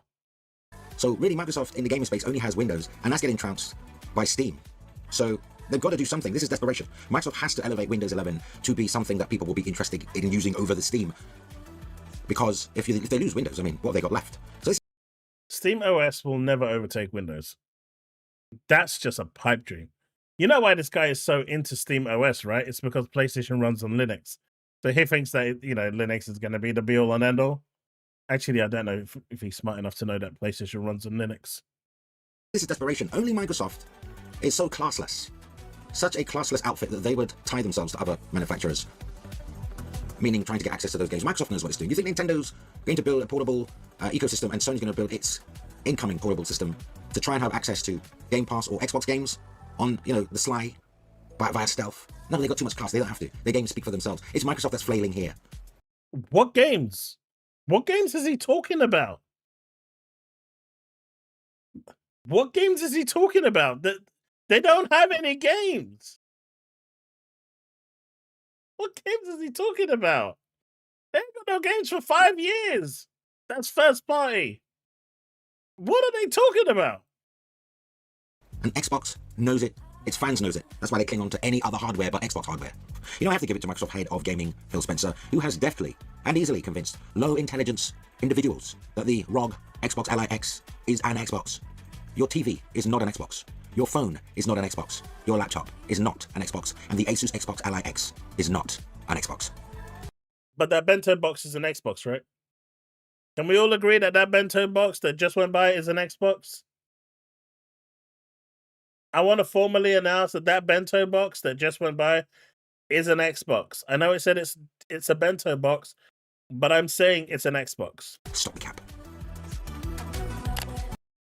Nope, ain't gonna like that. That was trash.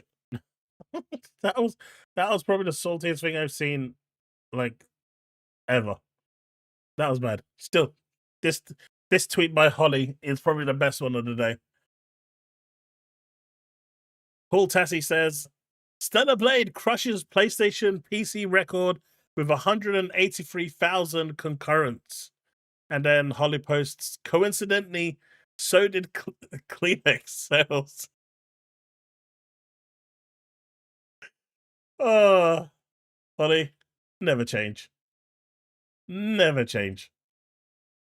That was the best response I saw.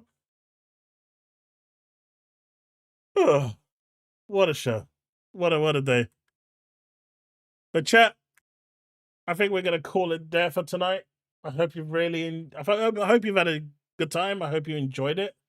Sorry about the whole change in layout and design. I'll try and sort something out for next time so we don't have this problem again, because relying on certain things has led me here. But we made it work.